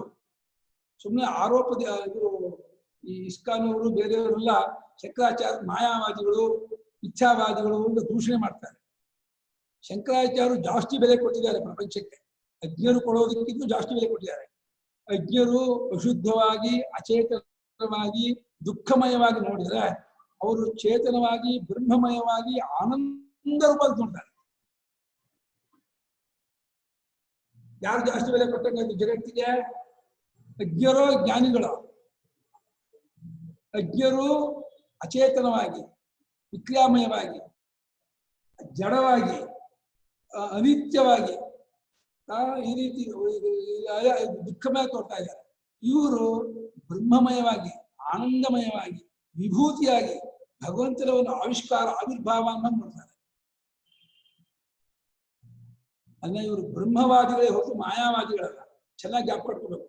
ಯಾರಾದ್ರೂ ಶಂಕರಾಚಾರ್ಯರನ್ನ ನಿಮ್ಮ ಮುಂದೆ ಶಂಕರಾಚಾರ್ಯ ಮಾಯಾವಾದಿಗಳು ಮಿಥ್ಯಾವಾದಿಗಳು ಅಂದ್ರೆ ಅಲ್ಲ, ಅವರು ಬ್ರಹ್ಮವಾದಿಗಳು. ಆ ರೀತಿ ಹೇಳಬೇಕೆ ಹೊರತು ಮಾಯಾವಾದಿಗಳು ಮಿಥ್ಯಾವಾದಿಗಳು ಒಪ್ಪಬಾರದು. ಯಾಕೆಂದ್ರೆ ಆಸ್ಪದವಿಲ್ಲದೆ ಏನು ತೋರಲ್ಲ ಅಂದ್ರೆ ಈ ಜಗತ್ತೆಂಬ ತೋರಿಕೆಗೆ ಆಸ್ಪದವಾದದ್ದು ಸತ್ತು ಚಿತ್ತು. ಸಚ್ಚಿತ್ತೇ ಬ್ರಹ್ಮ, ಅದೇ ಜಗತ್ತಾಗಿ ತೋರ್ತಾ ಇದೆ. ಎಲ್ಲಿವರೆಗೆ ಸತ್ತನ್ನ ಅಥವಾ ಚಿತ್ತನ್ನ ಆ ರೂಪದಿಂದ ಕಂಡುಕೊಳ್ಳಲ್ವೋ ಅದು ಈ ರೀತಿ ತೋರುತ್ತೆ. ಯಾಕೆ ಹೀಗೆ ತೋರ್ಬೇಕು ಅಂತ ನೀವು ಆಕ್ಷೇಪಣೆ ಮಾಡೋ ಹಾಗಿಲ್ಲ. ಯಾಕಂದ್ರೆ ಹೇಗ್ ತೋರದು ಯಾಕೆ ತೋರ್ಬೇಕು ಅಷ್ಟೇ ಬಂದೇ ಬರುತ್ತೆ. ಹಗ್ಗ ತಕ್ಕೊಂಡು ಹಾವಾಗ ಯಾಕೆ ತೋರ್ಬೇಕು ಕೇಳ್ತೀರಾ? ಅದೇನೋ ತೋರು ಹೋಲಿಕೆ ಇರುತ್ತಪ್ಪ. ಕೆಲವು ಜನ ಆಕ್ಷೇಪಣೆ ಮಾಡ್ತಾರೆ, ಹಗ್ಗಕ್ಕೂ ಹಾವಿಗೂ ಹೋಲಿಕೆ ಇದೆ, ಬ್ರಹ್ಮಕ್ಕೂ ಜಗತ್ತಿಗೂ ಏನು ಹೋಲಿಕೆ ಇದೆ? ಹೋಲಿಕೆ ಇಲ್ಲದೆ ಬರೋಲ್ಲ. ಆಮೇಲೆ ಹಗ್ಗವನ್ನು ಹಾವನ್ನು ಕಂಡಿದೀವಿ, ಕಂಡಿದಾಗಲೇ ತಪ್ಪಲಿಕ್ಕೆ ಆಗತ್ತೆ. ಇಲ್ಲಿ ಬ್ರಹ್ಮವನ್ನು ಜಗತ್ತನ್ನು ಕಂಡೇ ಇಲ್ಲ, ಇದೇ ತಪ್ಪಲಿಕ್ಕೆ ಅಂತ ಹೇಳ್ತೀರಾ? ಆಮೇಲೆ ಬೇರೆ ನಮಗಿಂತ ಬೇರೆಯಾಗಿರ್ಬೇಕು ಹೊರತು ತನ್ನನ್ನು ತನಗಿಂತ ಬೇರೆಯಾಗಿರೋದನ್ನು ತಪ್ಪು ತಿಳ್ಕೊಳ್ಳೋದೆಲ್ಲದು ಉಂಟೆ. ತನ್ನನ್ನು ಅನಾತ್ಮವೆಂತಲೂ ಅನಾತ್ಮವನ್ನು ಆತ್ಮವೆಂತಲೂ ಎಲ್ಲ ತಿಳ್ಕೊಳ್ಳೋದು ಉಂಟೆ. ಇದೆಲ್ಲ ಹೊಂದೋದಿಲ್ಲ ಅಂತ ಆಕ್ಷೇಪಣೆ ಮಾಡ್ತಾರೆ. ಆದರೆ ಈ ಎಲ್ಲ ಆಕ್ಷೇಪಣೆ ಯುಕ್ತಿಯಿಂದ ಕರೆಕ್ಟ್. ಆದರೆ ಕಾಣದೇ ಇರುವ ಆಕಾಶದಲ್ಲಿ ನೀಲಿ ಕಾಣ್ತಾರೋ ಇಲ್ವೋ? ಆಕಾಶಕ್ಕೂ ನೀರಿಗೂ ಏನು ಹೋಲಿಕೆ ಇದೆ? ಆಕಾಶ ಬೋಸ್ಲ ಕಾಣ್ತಲ್ಲ, ಅದಕ್ಕೇನು ಹೋಲಿಕೆ ಇದೆ? ಹೋಲಿಕೆ ಇರಬೇಕು, ಕಂಡಿರಬೇಕು, ನಮಗಿಂತ ಬೇರೆಯಾಗಿರ್ಬೇಕು ಅಂತ ಪ್ರಪಂಚದ ತತ್ವಕ್ಕೆ ಈ ನಿಯಮ ಹೊಂದತ್ತೆ. ಯಾರು ಜೀವಮಾನ ಪೂರ್ತಿ ಹಾವೇ ನೋಡಿಲ್ಲ ಅವ್ರಿಗೆ ಹಗ್ಗದಲ್ಲಿ ಹಾವು ತಪ್ಪಲಿಕ್ಕೆ ಬರಲ್ಲ, ಒಪ್ಕೊಳ್ತೀನಿ. ಆಮೇಲೆ ಯಾರು ಹಾವನ್ನು ನೋಡಿ ಬೆಟ್ಟ ಅಂತ ಆಗಲಿ, ಬೆಟ್ಟವನ್ನು ನೋಡಿ ಹಾವು ಅಂತ ಆಗಲಿ ತಿಳ್ಕೊಳ್ಳಲ್ಲ, ಹೋಲಿಕೆ ಇಲ್ಲ. ಆಮೇಲೆ ತನಗಿಂತ ಬೇರೆಯಾಗಿರೋದು ನಮ್ಮ ಪ್ರಕಾರ ಕರೆಕ್ಟ್. ಪ್ರಪಂಚದಲ್ಲಿ ಈ ನಿಯಮ ಸರಿ, ಆದ್ರೆ ಆತ್ಮನ ವಿಷಯಕ್ಕೆ ಈ ನಿಯಮ ಯಾಕಂದ್ರೆ ಕಂಡಿದೆಯಲ್ಲ ಆಗಿದ್ದು ತಪ್ಪಲಿಕ್ಕೆ. ಕಂಡು ಬಿಟ್ಟ ಮೇಲೆ ಇದು ಆಗೋ ಕಾರಣ ಇಲ್ಲ ಅಂತ ತರ್ಕ ನಡೆಯಲ್ಲ. ಆದರೆ ಈ ಜಗತ್ತೆಂಬ ಒಂದು ತೋರಿಕೆ ಏನಿದೆ, ಇದು ಏನೂ ಇಲ್ಲದೆ ತೋರ್ತಾ ಇಲ್ಲ, ಒಂದು ಆಸ್ಪದ ಸತ್ಯವಾದ ಬ್ರಹ್ಮವು ಇದಕ್ಕೆ ಆಧಾರವಾಗಿ ತೋರ್ತಾ ಇದೆ. ಆಧಾರವಾಗಿ ತೋರೋದಿಲ್ಲ. ಯಥಾ ರಜ್ವಾಂ ಪ್ರಾಕ್ ಸತ್ವೋತ್ಪತ್ತೇ ರಜ್ವಾತ್ಮನ ಸತ್ವ ಸುನ್ನೇವ ಆಸೀತ್ ಏವಂ ಸರ್ವಭಾವಾನಾಂ ಉತ್ಪತ್ತೇಃ ಪ್ರಾಕ್ ಜ್ಞಾನಬೀಜಾತ್ಮನೀವ ಸತ್ವಂ. ಹೇಗೆ ಹಗ್ಗದಲ್ಲಿ ತೋರಿಕೊಳ್ಳುವ ಹಾವು ತೋರಿಕೊಳ್ಳುವ ಮುಂಚೆ, ಹಗ್ಗದಲ್ಲಿ ಹಾವು ತೋರಿಕೊಳ್ಳುವ ಮುಂಚೆ ಆ ಹಾವು ಹಗ್ಗ ರೂಪದಿಂದ ಇರುತ್ತದೆಯೋ, ಹಗ್ಗ ರೂಪದಿಂದ ಇಲ್ಲದೆ ಹೋದ್ರೆ ಅದರಲ್ಲಿ ಹಾವು ತೋರ್ಕೊಳ್ಳೋ ಕಾರಣ ಇಲ್ಲ. ಇದನ್ನು ಹಿಡ್ಕೊಂಡ್ಬಿಟ್ಟು ಹಗ್ಗದಲ್ಲಿ ಅನಿರ್ವಚನೀಯವಾಗಿ ಹಾಲು ಇರುತ್ತೆ ಅಂತ ಸುಮ್ಮನೆ ಅದು ಅನಿರ್ವಚನೀಯ ಹಾಲು ಬೇಕಾಗಿಲ್ಲ. ತೋರಿಕೆ ಕಡೆಯಿಂದ ಹಗ್ಗದಲ್ಲಿ ಇತ್ತು ಅಂತ ಆರೋಪ. ತೋರಿಕೆಯ ಸುಳ್ಳಾದ್ಮೇಲೆ ಅಲ್ಲಿ ಇದ್ದದಂತೆ ನಿಜ ಆಗತ್ತೆ. ಅದು ತೋರಿಕೆ ಸತ್ಯ ಅಂತ ಇಟ್ಕೊಂಡ್ರೆ ಸತ್ಯವಾದ ತೋರಿಕೆಗೆ ಒಂದು ಕಾರಣ ಹೇಳ್ಬೇಕಲ್ಲ. ರಜ್ಜುವೇ ಕಾರಣ ಕಣಪ್ಪ. ರಜ್ಜು ರೂಪದಿಂದ ಹಾವಿತ್ತು, ರಜ್ಜು ರೂಪದಿಂದ ಹಾವಿಲ್ಲದೆ ಇದ್ದಿದ್ರೆ ಆವಾಗ ತೋರೋ ಕಾರಣ ಇಲ್ಲ. ಹಾಗೆ ಪ್ರಾಜ್ಞಾತ್ಮನಲ್ಲಿ ಈ ವಿಷಯ ತೇಜಸ್ಸನ್ನು ಅಡಗದೆ ಹೋಗಿದ್ದರೆ ಮತ್ತೆ ಅವನಿಂದ ಬರೋ ಕಾರಣ ಇಲ್ಲ. ಅದು ಅವನಿಂದ ಬರ್ತಾ ಇದ್ದಾರೆ ಅಂತಂದ್ರೆ ಅವನಲ್ಲಿ ಅಡಗಿದ್ರು, ಅವನೇ ವಿಷಯ ತೇಜಸ್ಸನ್ನು ತೋರ್ತಾ ಇದ್ದಾನೆ ಅಂತ ಅರ್ಥ. ಪ್ರಾಣ ಅಂದ್ರೆ ಬೀಜಾತ್ಮ, ಪ್ರಾಜ್ಞಾತ್ಮ. ಆ ರೂಪದಿಂದ ಎಲ್ಲಕ್ಕೂ ವಿಷಯ ತೇಜಸ್ಸಿಗೆ ಸತ್ವ ಇರುವಿಕೆಯನ್ನ ನಾವು ಹೇಳಬೇಕು. ಇತ್ಯತಃ ಶ್ರುತಿರಪಿ ಭಕ್ತಿ ಬ್ರಹ್ಮೇ ವೇದಂ ಆತ್ಮೀವೇದಂ ಸರ್ವಮಿತಿ. ಆತ್ಮೀವೇದ ಮಗ್ರಾಸಿದೆಯಾ? ಆತ್ಮೀವೇದ ಮಗ್ರಾಸಿ ಇತಿ. ಈ ಕಾರಣದಿಂದಲೇ ಆ ಪ್ರಾಜ್ಞನಿಗೂ ಬ್ರಹ್ಮವೇ ಕಾರಣ. ಬೀಜಾತ್ಮ ಅಂತ ಕಾರ್ಯ ಹೇಳ್ತಿಲ್ಲ. ಈ ಕಾರ್ಯಕಾರಣ ಎರಡೂ ಕಾರ್ಯಕಾರಣವಲ್ಲದೆ ಇರುವಂತಹ ಸ್ವರೂಪದಲ್ಲಿ ತೋರ್ತಾ ಇದೆ. ಯಾವ ನಿರ್ಗುಣ ಬ್ರಹ್ಮ ಉಂಟು ಅದು ಕಾರಣವೂ ಅಲ್ಲ, ಇದು ಕಾರ್ಯವೂ ಅಲ್ಲ. ಆದರೂ ಇದು ಎರಡು ಮೂರನ್ನು ಕಾರ್ಯ ಇಟ್ಕೊಂಡ್ರೆ, ವಿಶ್ವದೇಶ ಪ್ರಾಜ್ಞರು ಮೂರು ತೋರಿಕೆ ಇಟ್ಕೊಂಡ್ರೆ ಆ ತೋರಿಕೆಗೆ ಆಸ್ಪದ ಬ್ರಹ್ಮವೇ. ಬ್ರಹ್ಮರೂಪದಿಂದಲೇ ಇದೆಲ್ಲ ಇತ್ತು ಅಂತ. ಅದರಿಂದ ಬ್ರಹ್ಮವೇದಂ ಸ್ವರೂಪವನ್ನು ಶ್ರುತಿಯೂ ಹೊಂದತ್ತೆ. ಮುಂಚೆ ಎಲ್ಲವೂ ಬ್ರಹ್ಮವೇ ಆಗಿತ್ತು ಅನ್ನೋ ವಾಕ್ಯವೂ ಹೊಂದತ್ತೆ. ಮುಂಚೆ ತೋರೋ ಮುಂಚೆ, ತಪ್ಪಾಗಿ ತೋರಿಕೊಳ್ಳುವುದಕ್ಕೆ ಮುಂಚೆ ಈ ಜಗತ್ತು ಬ್ರಹ್ಮವೇ ಆಗಿತ್ತು. ಆಮೇಲೆ ಜಗತ್ತು ಅನ್ನೋ ತಪ್ಪು ತಿಳಿಕೆ ಇರೋದ್ರಿಂದ ತೋರ್ಕೊಂಡ. ಜಗತ್ತು ಹುಟ್ಟು ಅಂತ ಯಾವಾಗ ಅಂತ ಇಲ್ಲ, ಜಗತ್ತು ತೋರ್ತಾ ಇದ್ದ ತಪ್ಪು ತಿಳಿಕೆ. ಈ ತಪ್ಪು ತಿಳಿಕೆ ಬರೋಕ್ ಮುಂಚೆ ಬ್ರಹ್ಮವಾಗಿತ್ತು ಅಷ್ಟೇ ಹೊರತು ಯಾವಾಗ್ಲೂ ಬಂದೂ ಇಲ್ಲ, ಅದು ಅಡಗೋದು ಇಲ್ಲ. ಬರೋದು ಅಡಗೋದು ಬುದ್ಧಿಯಲ್ಲೇ ಹೊರತು, ತಪ್ಪಲಿಕೆಯಲ್ಲೇ ಹೊರತು ವಸ್ತು ಕಡೆಯಿಂದ ಬರೋದು ಅಡಗಿಕೆ ಎರಡೂ ಇಲ್ಲ. ಸರ್ವಂ ಜನಯತಿ ಪ್ರಾಣ. ಪ್ರಾಣನು ಅಂದ್ರೆ ಪ್ರಾಜ್ಞಾತ್ಮನು ಎಲ್ಲವನ್ನು ಉಂಟು ಮಾಡುತ್ತಾನೆ. ಚೇತೋಂಶೂನ್ ಇವರವೇ.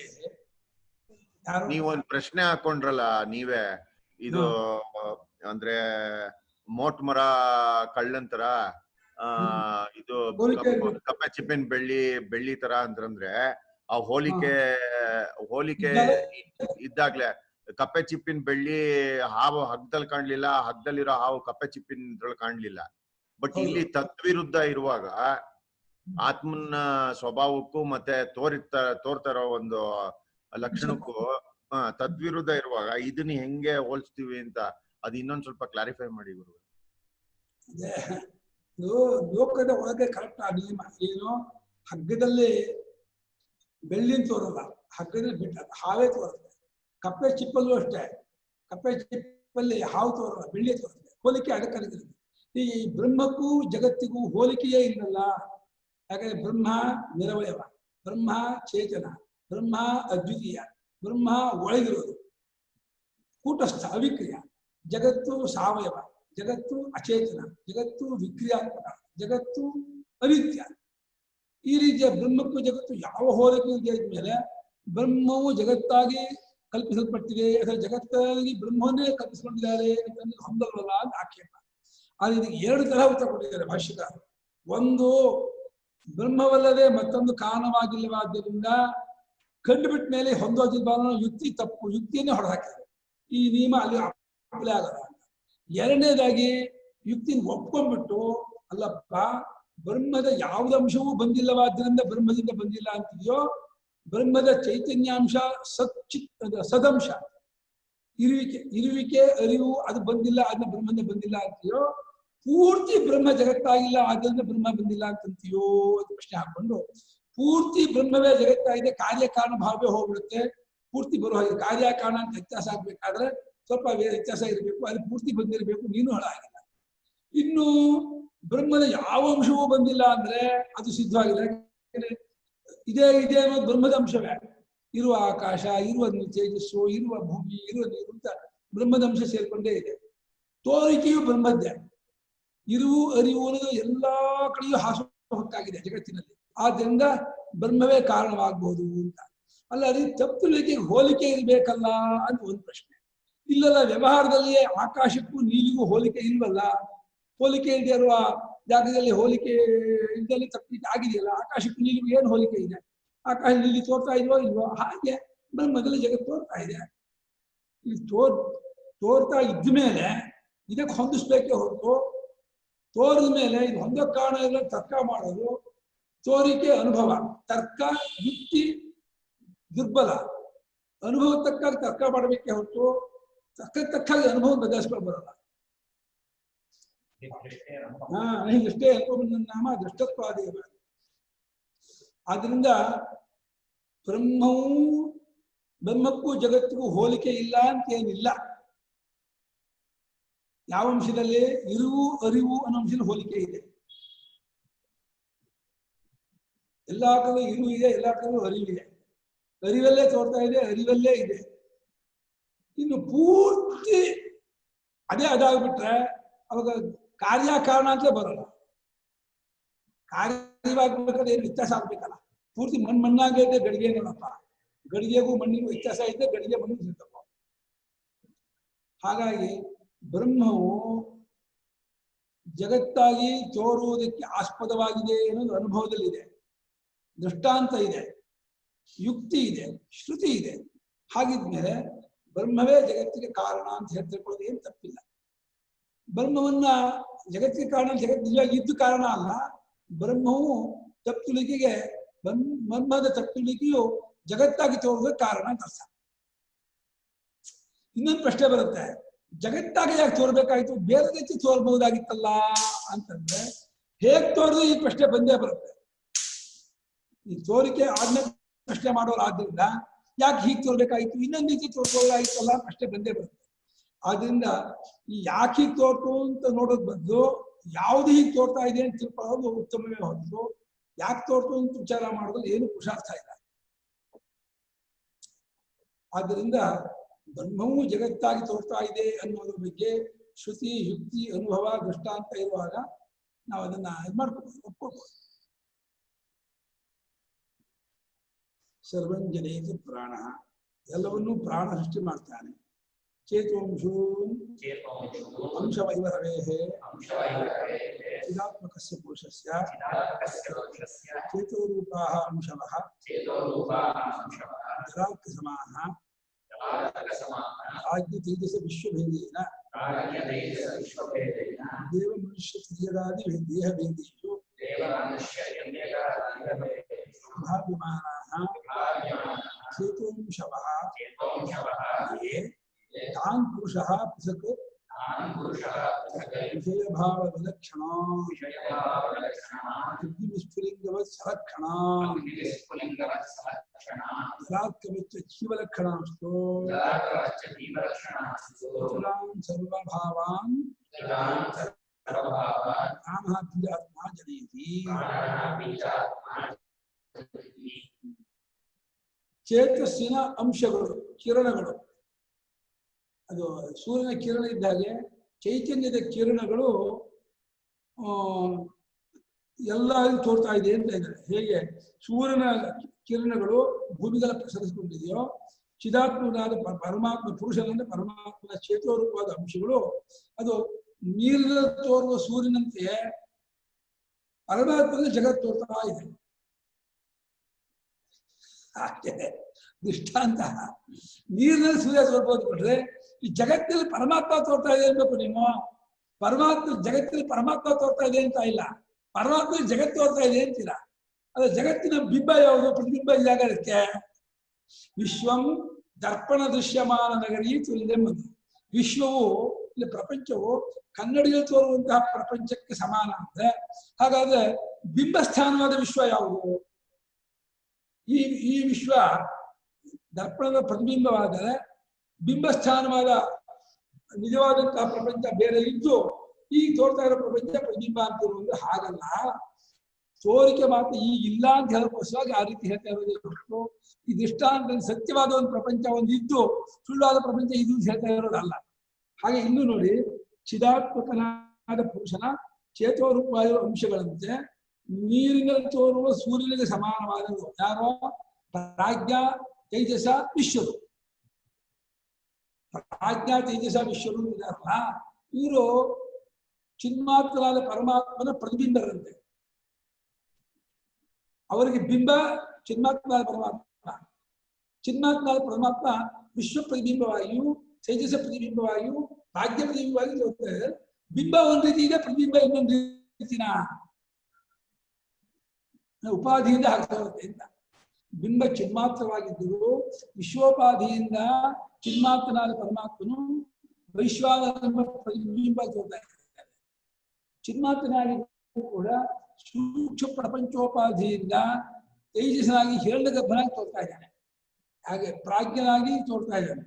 ಹೀಗೆ ವಿಶ್ವತೇಜಸ ಪ್ರಾಜ್ಞರೆಂಬ ಭೇದದಿಂದ ಇವರೆಲ್ಲ ನೀರಿನಲ್ಲಿ ತೋರುವ ಸೂರ್ಯನಿಗೆ ಸಮಾನರು, ಚೈತನ್ಯಕ್ಕೆ ಪ್ರತಿಬಿಂಬರು. ಇವರು ದೇವತೆಗಳು, ಮನುಷ್ಯರು, ಚರ್ಯಗಳನ್ನು ಅಡ್ಡಲಾಗಿ ಓಡಾಡುವಂತಹ ಪಶುಪಕ್ಷಿ ಪ್ರಾಣಿಗಳು, ಈ ಎಲ್ಲಾ ದೇಹ ಭೇದಗಳನ್ನು ಇವರು ತೋರಿಸಿಕೊಡ್ತಾರೆ. ನೋಡಿ, ನಾವು ವಿಶ್ವತೇಜಸ ಪ್ರಾಜ್ಞರನ್ನ ದೇಹದಲ್ಲೇ ಗುರುತಿಸ್ಬೇಕು, ದೇಹದಲ್ಲೇ ಅವ್ರು ತೋರ್ಕೊಳ್ಳೋದು. ದೇಹೇಂದ್ರಿಯ ಮನೋಬುದ್ಧಿ ಪ್ರಾಣ ಇಲ್ಲ ಅಂದ್ರೆ ವಿಶ್ವತೇಜಸ ಪ್ರಾಜ್ಞೆ ತಿಳಿಸುವ ಜಾಗನೇ ಇಲ್ಲ. ವಿಶ್ವನ ಅಭಿವ್ಯಕ್ತಿ ದೇಹದಲ್ಲೇ ಇಲ್ಲ ಗುರುತಾಗೋದು ಅಂತ ಅಭಿವ್ಯಕ್ತಿಯಿಂದ. ಯಾರಿಗೂ ಮನಸ್ಸೇ ಇಲ್ಲ, ಇಂದ್ರಿಯವೇ ಇಲ್ಲ, ಬುದ್ಧಿ ಪ್ರಾಣ ಇಲ್ಲ ಅಂದ್ರೆ ವಿಶ್ವನ ಗುರುತಿಸೋದು ಹೇಗೆ? ಸಮಷ್ಟಿಯಾಗಿ ವಿಶ್ವಾತ್ಮ ಜಗದಾತ್ಮನಾದರೂ ಮತ್ತೆ ಅದು ಹೇಗೆ ಇದು ವಜ್ರ ಹೊಡೆದ್ರೆ ಹೇಗೆ ಹೊಡೆದ್ರು ಡೈಮಂಡ್ ಆಕಾರದಲ್ಲೇ ಹೊಡೆಯುತ್ತಂತಲ್ಲ, ಅದೇ ಆಕಾರ. ಹಾಗೆ ಈ ವಿಶ್ವಾತ್ಮನು ಜಗದಾತ್ಮನಾದರೂ ಕೂಡ ದೇಹಗಳಿಗೂ ವಿಶ್ವಾತ್ಮನಾಗೇ ಇದ್ದಾನೆ. ಅವನದೇ ತುಣುಕು, ಅವನದೇ ಪೀಸು. ಈಗ ದೇಹ ಭೇದಗಳಲ್ಲಿ ತೋರ್ತಾ ಇರುವುದಾಗಿ ಚೇತಸ್ಸಿನ ಅಂಶದಂತೆ ಇದ್ದಾರೆ. ಯಾರು ಆ ರೀತಿ ಇದ್ದಾರೋ ಆ ಪುರುಷರು ಪೃಥಕ್ಕಾಗಿ ಅಂದ್ರೆ ವಿಷಯ ಭಾವನೆಯಿಂದ ವಿಲಕ್ಷಣವಾಗಿರ್ತಕ್ಕಂಥ ಪುರುಷರು. ಈ ಪುರುಷರು ವಿಷಯೇಶ ಪ್ರಾಜ್ಞರು ಈ ಪಂಚಭೂತಕ್ಕಿಂತ ವಿಲಕ್ಷಣರಾಗಿದ್ದಾರೆ. ಪಂಚಭೂತ ಜಾತಿಯವರಲ್ಲ. ಈ ಜೀವರುಗಳು ವಿಷಯೇಶ ಪ್ರಾಜ್ಞರು ಈ ಪಂಚಭೂತಕ್ಕಿಂತ ವಿಲಕ್ಷಣರು. ಆಮೇಲೆ ಅಗ್ನಿ ವಿಸ್ಫುಲಿಂಗ ಸಂರಕ್ಷಣ, ಅಗ್ನಿಯ ಕಿಡಿ ಹೇಗೆ ಅಗ್ನಿ ಆಗಿರುತ್ತದೆಯೋ ಹಾಗೆ ಜೀವರೂಪದಿಂದ ಸಂರಕ್ಷಣವಾಗಿರುತ್ತಿದ್ದಾರೆ.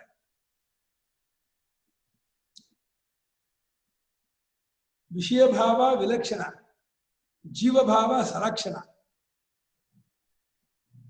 ಪ್ರಾಜ್ಞನಿಗೆ ಅಥವಾ ಪರಮಾತ್ಮನಿಗೆ. ಪುರುಷನು ಪೃಥಕ್ಕಾಗಿದ್ರೆ ವಿಷಯ ಭಾವವೆಂಬ ವಿಲಕ್ಷಣ ರೂಪವಾಗಿ ತೋರ್ತಾ ಇದ್ದಾನೆ. ಆಮೇಲೆ ನೀರಿನಲ್ಲಿ ತೋರುವ ಸೂರ್ಯನಂತೆಯೇ ಜೀವಭಾವವೆಂಬ ಸಂರಕ್ಷಣವಾಗಿ ತೋರ್ತಾ ಇದ್ದಾನೆ ಪ್ರಾಜ್ಞ. ಪ್ರಾಜ್ಞ ತೋರ್ತಾ ಇದ್ದಾನೆ, ಪರಮಾತ್ಮ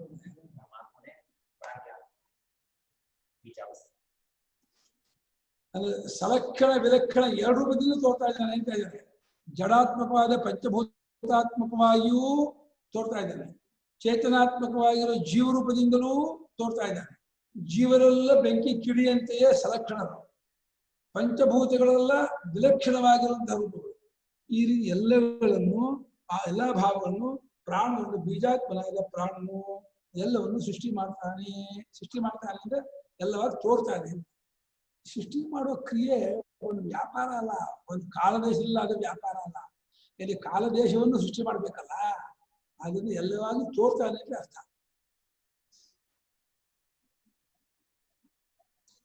ಈ ಸೃಷ್ಟಿಯ ವಿಚಾರಕ್ಕೆ ತೀರ ಒಳಹಕ್ಕು ವಿಚಾರ ಮಾಡಿದ್ರೆ ಸಿಗೋದೇ ಇಲ್ಲ. ಮೇಲ್ ವಿಚಾರ ಮಾಡಿದ್ರೆ ಎಲ್ಲ ಉದ್ಭವ ಚೆನ್ನಾಗಿದೆ ಅನ್ಬೋದೇ ಹೊರತು ತೀರ ಬುಡಕ್ಕೆ ಹೋಗ್ಬಿಟ್ರೆ ಹೊಂದೋದೇ ಇಲ್ಲ.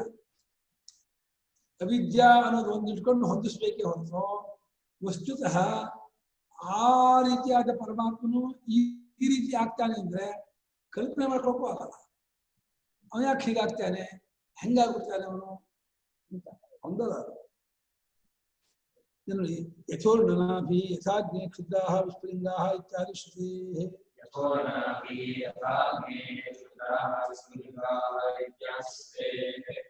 ಆಗಮ ಪ್ರಕರಣವಾದ್ರಿಂದ ಜಾಸ್ತಿ ಯುಕ್ತಿ ಕೊಡಕ್ ಹೋಗಲ್ಲ. ಹೇಗೆ ಜೇಡ್ರ ಹುಳ ಬಲೆಯನ್ನು ಸೃಷ್ಟಿ ಮಾಡುತ್ತೋ ಅಚೇತನವಾದ ಸೃಷ್ಟಿ, ಚೇತನವಾದ ಜೇಡ್ರ ಹುಳ ಅಚೇತನವಾದ ಬಲೆಯನ್ನು ಹುಟ್ಟಿಸುತ್ತೆ. ಹೇಗೆ ಬೆಂಕಿ ತನ್ನ ಜಾತಿಯದೇ ಆಗಿರ್ತಕ್ಕಂಥ ಕಿಡಿಯನ್ನು ಹುಟ್ಟಿಸುತ್ತೆ, ಅದೇ ರೀತಿ ಪರಮಾತ್ಮನು ಅಚೇತನಾದ ಪಂಚಭೂತಗಳನ್ನು ಸೃಷ್ಟಿ ಮಾಡ್ತಾನೆ, ತನ್ನ ಜಾತಿಯಾದ ಜೀವನಗಳನ್ನು ಸೃಷ್ಟಿ ಮಾಡ್ತಾನೆ.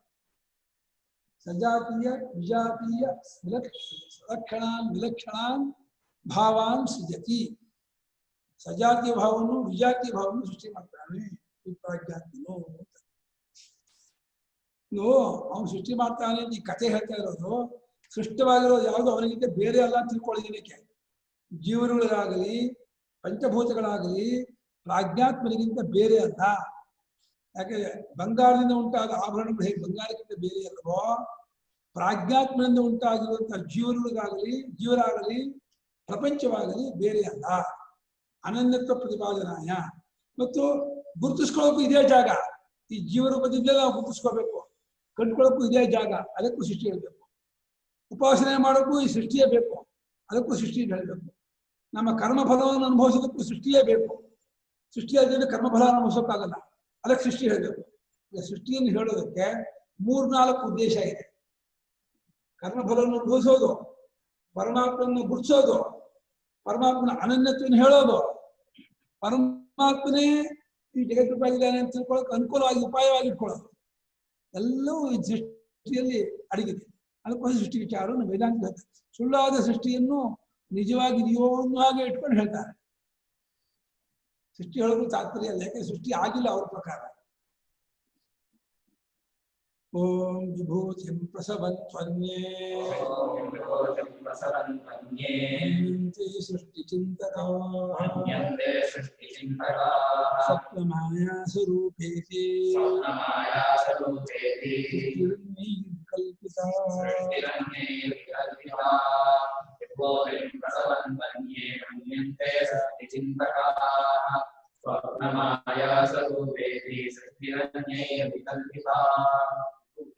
ಪ್ರಸವನ್ ಅನ್ಯೇ ಮನ್ಯಂತೆ ಸೃಷ್ಟಿಚಿಂತಕಾಃ ಸ್ವಪ್ನಮಾಯಾ ಸ್ವರೂಪ ಇತಿ ಸೃಷ್ಟಿಃ ಅನ್ಯೈಃ ವಿಕಲ್ಪಿತಾ. ಈ ಸೃಷ್ಟಿ ವಿಚಾರದಲ್ಲಿ ಅನೇಕ ವಾದಿಗಳಿದ್ದಾರೆ. ಆ ಅನೇಕ ವಾದಿಗಳು ಕೆಲವನ್ನ ಅವರು ಅನುವಾದ ಮಾಡ್ಕೋತಾರೆ. ಕೆಲವರು ವಾದಿಗಳು ಪರಮಾತ್ಮ ಯಾಕೆ ಸೃಷ್ಟಿ ಮಾಡ್ದ ಗೊತ್ತಾ, ತನ್ನ ವಿಭೂತಿಯನ್ನು ಪ್ರಕಟ ಮಾಡಬೇಕು ಅನ್ನೋಕೆ ಸೃಷ್ಟಿ ಮಾಡ್ದ ಅಂತ. ಅವನ ಪುರಾಣಕಾರರು ಏನು ಹೇಳೋದು ಜಾಸ್ತಿ, ಪರಮಾತ್ಮನು ತನ್ನ ವೈಭವವನ್ನ ತನ್ನ ವಿಭೂತಿಯನ್ನ ಪ್ರಕಟ ಮಾಡಬೇಕು ಅನ್ನೋಕ್ಕೋಸ್ಕರಾಗಿ ಅವರು ಸೃಷ್ಟಿ ಮಾಡಿಕೊಂಡ. ಬ್ರಹ್ಮೈವರ್ತ ಪುರಾಣದಲ್ಲಿ ಇಂಥ ಬಹಳ ವಿಚಾರ ಇದೆ. ಆ ಸೃಷ್ಟಿ ವಿಚಾರ ತುಂಬ. ಆ ಪರಮಾತ್ಮ ಯಾತಕ್ಕೆ ತನ್ನ ವಿಭೂತಿ ತೋರಿಸ್ಕೋಬೇಕು ಅನ್ನೋ ಆಸೆ. ಹೌದು, ಪರಮಾತ್ಮ ವಿಭೂತಿ ತೋರಿಸ್ಕೋದೆ ಹೋಗಿದ್ರೆ ನಿಮಗೆ ಅವನನ್ನ ಭಜನೆ ಮಾಡೋಕ್ಕೆ ಭಕ್ತಿ ಮಾಡೋಕ್ಕೆ ಅವಕಾಶ ಆಗ್ತಿರ್ಲಿಲ್ಲ. ಅವನ ವಿಭೂತಿಗಳಪ್ಪ ಇದೆಲ್ಲ ಅಂತ ನಿಮ್ಗೆ ಗೊತ್ತಾದ್ರೆ ಆ ಅಂಥ ಪರಮಾತ್ಮ ನಾನು ಭಜನೆ ಮಾಡಬೇಕು, ಸೇವಿಸಬೇಕು ಅಂತ ನಿಮಗೆ ಪ್ರವೃತ್ತಿ ಉಂಟಾಗುತ್ತೆ. ಅದಕ್ಕೋಸ್ಕರ ಪರಮಾತ್ಮನು ಅಜ್ಞರು ಆಶಯ ಪಡುವ ಹಾಗೆಯೇ ಅವನು ಆಸೆ ಪಡ್ತ ತನ್ನ ವಿಭೂತಿಗಳನ್ನ ಮಹಿಮೆಯನ್ನ ಅಣಿಮಾದಿಗಳನ್ನೆಲ್ಲ ತೋರಿಸಬೇಕು ಅಂತ ಹೇಳಿ ಈ ರೀತಿ ಜಗತ್ತಾಗ ಸೃಷ್ಟಿ ಮಾಡುವ ಅಂತ ಕೆಲವು ವಾದಿಗಳು ಹೇಳ್ತಾರೆ. ಇದು ಅದ್ರ ಸರಿಯ ತಪ್ಪನ್ನು ಏನು ಹೇಳಲ್ಲ ಇದೆ ಗುರುಪಾದರು ಈ ರೀತಿ ಹೇಳ್ತಾರೆ. ಇನ್ನು ಕೆಲವರು ಬಂದ್ರು ಬೌದ್ಧಾದಿಗಳು, ಅಯ್ಯ ಸ್ವಪ್ನ ಸ್ವರೂಪ ಮಾಯಾ ಸ್ವರೂಪ, ಇದು ಕನಸಿಗೆ ಸಮಾನ, ಮಾಯೆಗೆ ಸಮಾನ, ಸೃಷ್ಟಿ ಆಗೇ ಇಲ್ಲ, ಸೃಷ್ಟಿ ಬಂದೇ ಇಲ್ಲ, ಸೃಷ್ಟಿಯೇ ಇಲ್ಲ ಅಂತ. ಅದು ಒಂದು. ಎರಡರಲ್ಲಿ ಯಾವ ಸರಿ? ಸ್ವಪ್ನ ಮಾಯಾ ಸ್ವರೂಪ ಸರಿಯಾ? ಎರಡು ತಪ್ಪ.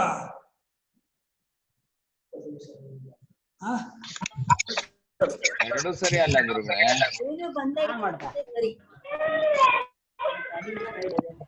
ಮಾಸ್ಕ್ ವೇಸ್ಕೊಂಡ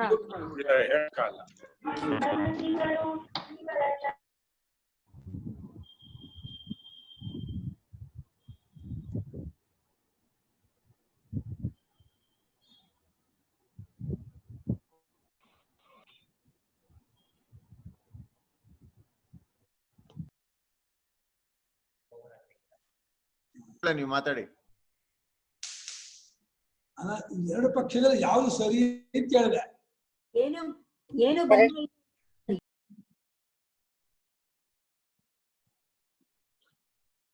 ಲಕ್ಷ್ಮೀ ಗೋಪಾಲ್ ಹೇಳಿ. ಏನು ಬಂದೇ ಇಲ್ಲ ಅನ್ನೋದೇ ಸರಿ ಅಂತ ಹೇಳಿದೆ. ಬಂದೇ ಇಲ್ಲ ಅನ್ನೋದ? ಅವಾಗ ಸ್ವಪ್ನ ಮಾಯಾ ಸ್ವರೂಪ ಕರೆಕ್ಟ್ ಆಯ್ತು ಗುರುಗಳಿಗೆ. ಕೇಳಿಸ್ತದೆ ಹೇಳಿ. ಸೃಷ್ಟಿ ಆಗೇ ಇಲ್ಲ ಅನ್ನೋದೇ ಸರಿ ಅಂತ ಹೇಳಿದೆ, ಏನು ಬಂದಿಲ್ಲ ಅನ್ನೋದೇ ಸರಿ ಅಂತ. ಅದು ಒಪ್ಕೊಳಕ್ಕಾಗಲ್ಲಮ್ಮ. ಕಾಣ್ತಾ ಇದೆ, ಕಾಣ್ತಾ ಸೃಷ್ಟಿ ಇಲ್ಲ ಅಂದ್ಬಿಟ್ರೆ ಹೆಂಗೆ ಒಪ್ಕೊಳ್ಬೋ? ಸೃಷ್ಟಿ ಆಗಿದೆ ಅನ್ನೋದು ಏನು ಸುರೇಶ್ವರ? ಸೃಷ್ಟಿ ಆಗೇ ಇಲ್ಲ. ಅಲ್ಲ ಗುರುಗಳೇ, ಮೊದಲನೇ ಯುಕ್ತಿ ತಗೊಂಡ್ರೆ ಭಗವಂತಂಗೆ ಏನೋ ಒಂದು ಆಸೆ ಇತ್ತು ಅನ್ನೋದು ಬರುತ್ತೆ. ಅದ್ ತಪ್ಪಾಗತ್ತೆ. ಅಲ್ಲ ಆಸೆ ಪುರಾಣದ್ದು ಇದ್ರ ತಗೊಂಡ್ರೆ ಉದ್ಧಾರ ಮಾಡೋ ಆಸೆ. ಆ, ಅದೇ ಅದೇ ಭಕ್ತರನ್ನು ಉದ್ಧಾರ ಯಾವ್ದೋ ಒಂದು ಕಾಮ್ಯ ಕರ್ಮ ಇದೆ ಅಂತ ಆಗತ್ತೆ. ಆಗಿಲ್ಲ ಅಂತೂ ಕರ್ಮದ ಆರೋಪ ಆಗೇ ಆಗತ್ತೆ ಹಿಂಗ್ ಮಾಡಿದ್ರುನು. ಹಂಗಲ್ರಿ, ಭಕ್ತರನ್ನು ಉದ್ಧಾರ ಮಾಡೋಕ್ಕೋಸ್ಕರವಾಗಿ ನಾನು ವಿಭೂತಿಯಾಗಿ ತೋರ್ಕೊಂಡ್ರೆ ನನ್ನನ್ನು ಭಜನೆ ಮಾಡ್ತಾರೆ, ಉದ್ಧಾರ ಆಗ್ತಾರೆ ಏನೋಕ್ಕೋಸ್ಕರವಾಗಿ. ನನ್ನ ವಿಭೂತಿ ತೋರಿಸಿದೆ, ಮಹಿಮೆ ಪವಾಡ ತೋರಿಸಿದ್ರೆ ನನ್ನನ್ನ ಶರಣಾಗತರಾಗ್ತಾರೆ, ನನಗೆ ಭಕ್ತರಾಗ್ತಾರೆ, ನಾನು ಅವ್ರನ್ನ ಆಮೇಲೆ ಉದ್ಧಾರ ಮಾಡಬಹುದು ಅಂತ ತನ್ನ ಭಕ್ತರನ್ನಾಗಿ ಮಾಡಿಕೊಳ್ಳುವುದಕ್ಕೋಸ್ಕರವಾಗಿ ತನ್ನ ಪವಾಡ ವಿಭೂತಿ ತೋರಿಸಿದ. ಇದನ್ನು ನೋಡಿ ಬೆರಗಾಗಿ ಭಗವದ್ಭಕ್ತರಾದರು ಎಲ್ಲರೂ. ಭಗವದ್ಭಕ್ತರಾದ್ಮೇಲೆ ಅವ್ರನ್ನೆಲ್ಲ ಒಬ್ಬೊಬ್ಬರನ್ನಾಗಿ ಜಟಾನ್ ಮಾಡ್ತಾರೆ.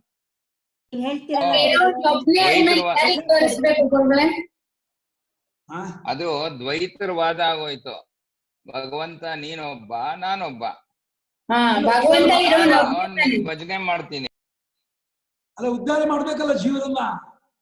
ತಲೆ ಕಡ್ದ್ಬಿಟ್ಟು ತೊಡೆ ಮೇಲೆ ಇಟ್ಕೊಂಡು ಏನ್ ಕುಕ್ದ ಅಂತ ಹೇಳ್ತೀರಲ್ಲ ನೀವು, ಹಂಗಾಯ್ತು.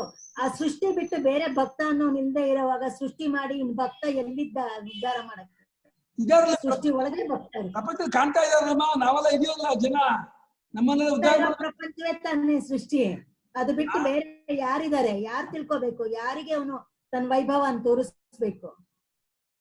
ಜನ ಒಪ್ಕೊಳ್ಳೋದಲ್ಲಮ್ಮ, ನಾವೆಲ್ಲ ಇದೀವಿ, ಭಕ್ತರು ಅಜ್ಞರು ಸಾಮಾನ್ಯರು ಇದೀವಿ, ನಮಗೆ ಪರಮಾತ್ಮನ ಅನುಗ್ರಹ ಆಗಬೇಕು, ಅವನು ನಮ್ಮನ್ನು ಉದ್ಧಾರ ಮಾಡಬೇಕು, ನಾವು ಅವನ ಭಜನೆ ಮಾಡ್ಬೇಕು, ಪೂಜೆ ಮಾಡ್ಬೇಕು. ಅವ್ರನ್ನ ಬಿಟ್ಟು ಸೃಷ್ಟಿನ ಹಾಗಾರೆ ಇಲ್ಲ, ಅವರನ್ನು ಸೃಷ್ಟಿ ಮಾಡಿದಾನೆ. ಅವರನ್ನು ಸೃಷ್ಟಿ ಮಾಡಿ ತಾನೂ ಜಗತ್ತಾಗ ಸೋತ್ಕೊಂಡ. ನಿಮ್ಮನ್ನು ಸೃಷ್ಟಿ ಮಾಡಿದ್ದು ಇದಾಗಿ ಜಗತ್ತನ್ನು ಸೃಷ್ಟಿ ಮಾಡಿ ನನ್ನ ಮಹಿಮೆ ತಿಳ್ಕೊಳ್ಳಿ ಅಂತ. ಅವರನ್ನು ಸೃಷ್ಟಿ ಮಾಡಿದ್ದು ಅವರವರ ಕರ್ಮಾನುಸಾರವಾಗಿ, ಜಗತ್ತನ್ನು ಸೃಷ್ಟಿ ಮಾಡುವುದು ತನ್ನ ಪವಾಡ ಮಹಿಮೆ ವಿಭೂತಿಯಿಂದ. ಈ ವಿಭಾಗ ಮಾಡ್ಕೊಳ್ಬೇಕು. ಜೀವರುಗಳು ಕರ್ಮಾನುಸಾರ ಸೃಷ್ಟಿಯಾಗ್ತಾರೆ, ಪಂಚಭೂತಗಳು ಪರಮಾತ್ಮನ ವಿಭೂತಿಯಾಗಿ ಪವಾಡವಾಗಿ ಸೃಷ್ಟಿಯಾಗುತ್ತೆ. ಅದನ್ನ ನೋಡಿ ಬೆರಗಾಗಿ ಇವನು ಭಗವಂತ ದೊಡ್ಡ ಜಗತ್ತು ಸೃಷ್ಟಿ ಮಾಡ್ದಾನೆ ಅಂದ್ರೆ ಅವನು ಸರ್ವಜ್ಞನೇ ಸರಿ, ಸರ್ವಶಕ್ತನೇ ಸರಿ, ಸರ್ವಜ್ಞನು ಸರ್ವಶಕ್ತನು ಮಹಾಮಾಯ ಪರಮಾತ್ಮನ ಅನವರತವಾಗಿ ಧ್ಯಾನ ಮಾಡ್ತಾ ಮಾಡ್ತಾ ಅವನ ಪಾದಕ್ಕೆ ಸೇರ್ಕೊಂಡ್ಬಿಟ್ರೆ ನಾನು ಉದ್ಧಾರ ಆಗೋಗ್ತೀನಿ ಅಂತ ಅನ್ಕೋತಾರೆ. ತಪ್ಪ ಇದು. ಅದೇ ಗುರುಗಳೇ,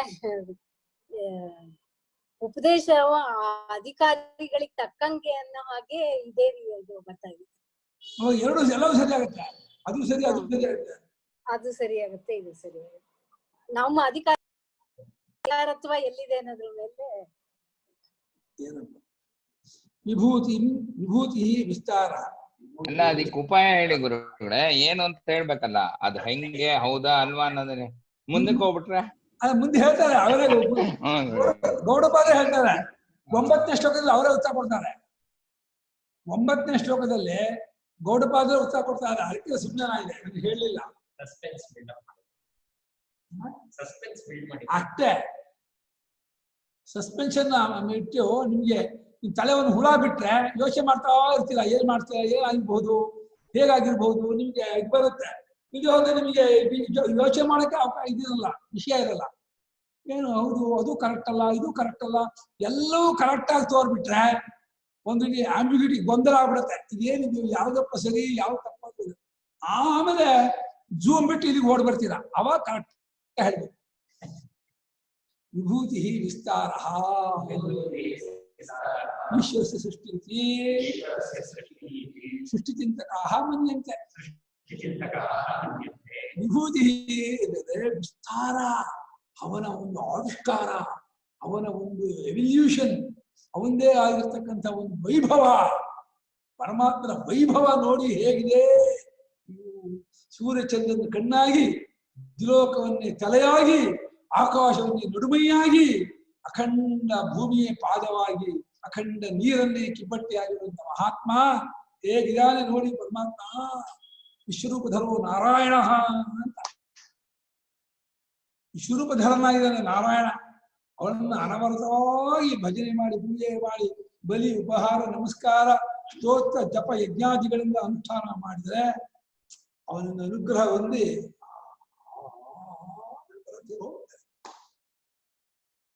ನೀವು ನೀನೇ ಅಂತೀರಾ. ಅನ್ವಯ ಬೇರೆ ಕಾಂಟೆಕ್ಸ್ಟ್, ಆ ಕಾಂಟೆಕ್ಸ್ಟ್ ಬೇರೆ. ಅಲ್ಲ ಗುರುಗಳೇ, ಅವಾಗ ಅರ್ಜುನ ಕೃಷ್ಣನ್ ಜಾಗದಲ್ಲಿ ನಿಂತ್ಬಿಟ್ಟು ಕೃಷ್ಣನ್ ಅರ್ಜುನನ್ ಜಾಗದಲ್ಲಿ ನಿಲ್ಸಂಗ ಆಗೋದು. ಇದೆಲ್ಲ ಕಥಂ ಸ ಪುರುಷ ಪಾರ್ಥ ಕಂಘಾತಿ ಹಂಚಿಕಮ್ಮ ಕೇಳಿಲ್ವಾ? ಹೆಂಗಯ್ಯ ಅರ್ಜುನ ಅವನ ಕೊಲ್ಲಿಸ್ತಾನೆ ಕೊಲ್ತಾನೆ ಅಂತ ಕೇಳಿದಾನೋ ಆಕ್ಷೇಪವ. ಈಶ್ವರನ ಸೃಷ್ಟಿ ಎಂಬುದಾಗಿ ಅದು ವಿಭೂತಿ, ಪವಾಡ, ಮಹಿಮೆ, ಅವನ ಅದ್ಭುತ ಲೀಲೆ ಎಂಬುದಾಗಿ ಈ ಸೃಷ್ಟಿ ಚಿಂತಕರು ಈ ರೀತಿ ಯೋಚನೆ ಮಾಡ್ತಾರೆ. ಮತ್ತು ಪರಮಾರ್ಥ ಚಿಂತಕಾನ ಸೃಷ್ಟವು ಆಗದಾಯ್ತು ಸಹ. ಯಾರು ಪರಮಾರ್ಥ ತತ್ವವನ್ನು ಸರ್ವದಾ ಚಿಂತನೆ ಮಾಡ್ತಾರೋ, ಅವಸ್ಥಾತ್ರ ವಿಚಾರ ಮಾಡಿ ದಿಗ್ದೃಶ್ಯ ವಿಚಾರ ಮಾಡ್ತಾರೋ ಅವ್ರಿಗೆ ಸೃಷ್ಟಿ ವಿಚಾರದಲ್ಲಿ ಆಧಾರ ಇಲ್ಲ. ಸೃಷ್ಟಿ ಬಗ್ಗೆ ಹೇಗಾದ ಹಾಕೊಳ್ಳಿ, ನಮ್ಗೆ ಬೇಡ, ನಮ್ಗೆ ಸತ್ಯ ಗೊತ್ತಾದ್ರೆ ಸಾಕೆ ಹೊರತು ಸೃಷ್ಟಿ ಯಾಕಾಯ್ತು, ಹೇಗಾಯ್ತು, ಯಾವಾಗಾಯ್ತು, ಎಲ್ಲಾಯ್ತು ಈ ಕಟ್ಕೊಂಡು ಏನ್ ಮಾಡ್ಬೇಕಾಗಿದೆ ಅಂತ ಅನ್ಬಿಟ್ಟಾರೆ.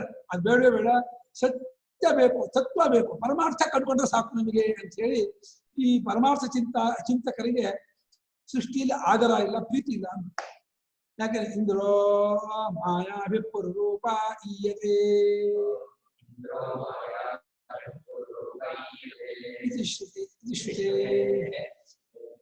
ಇಂದ್ರನು ಅಂದ್ರೆ ಪರಮೇಶ್ವರನು ಮಾಯೆಯಿಂದ ಅಂದ್ರೆ ಇಂದ್ರಿಯ ಪ್ರಜ್ಞೆಯಿಂದ ಪುರುರೂಪವಾಗಿ, ಬಹುರೂಪವಾಗಿ, ಅನೇಕ ರೂಪವಾಗಿ ತೋರ್ತಾನೆ.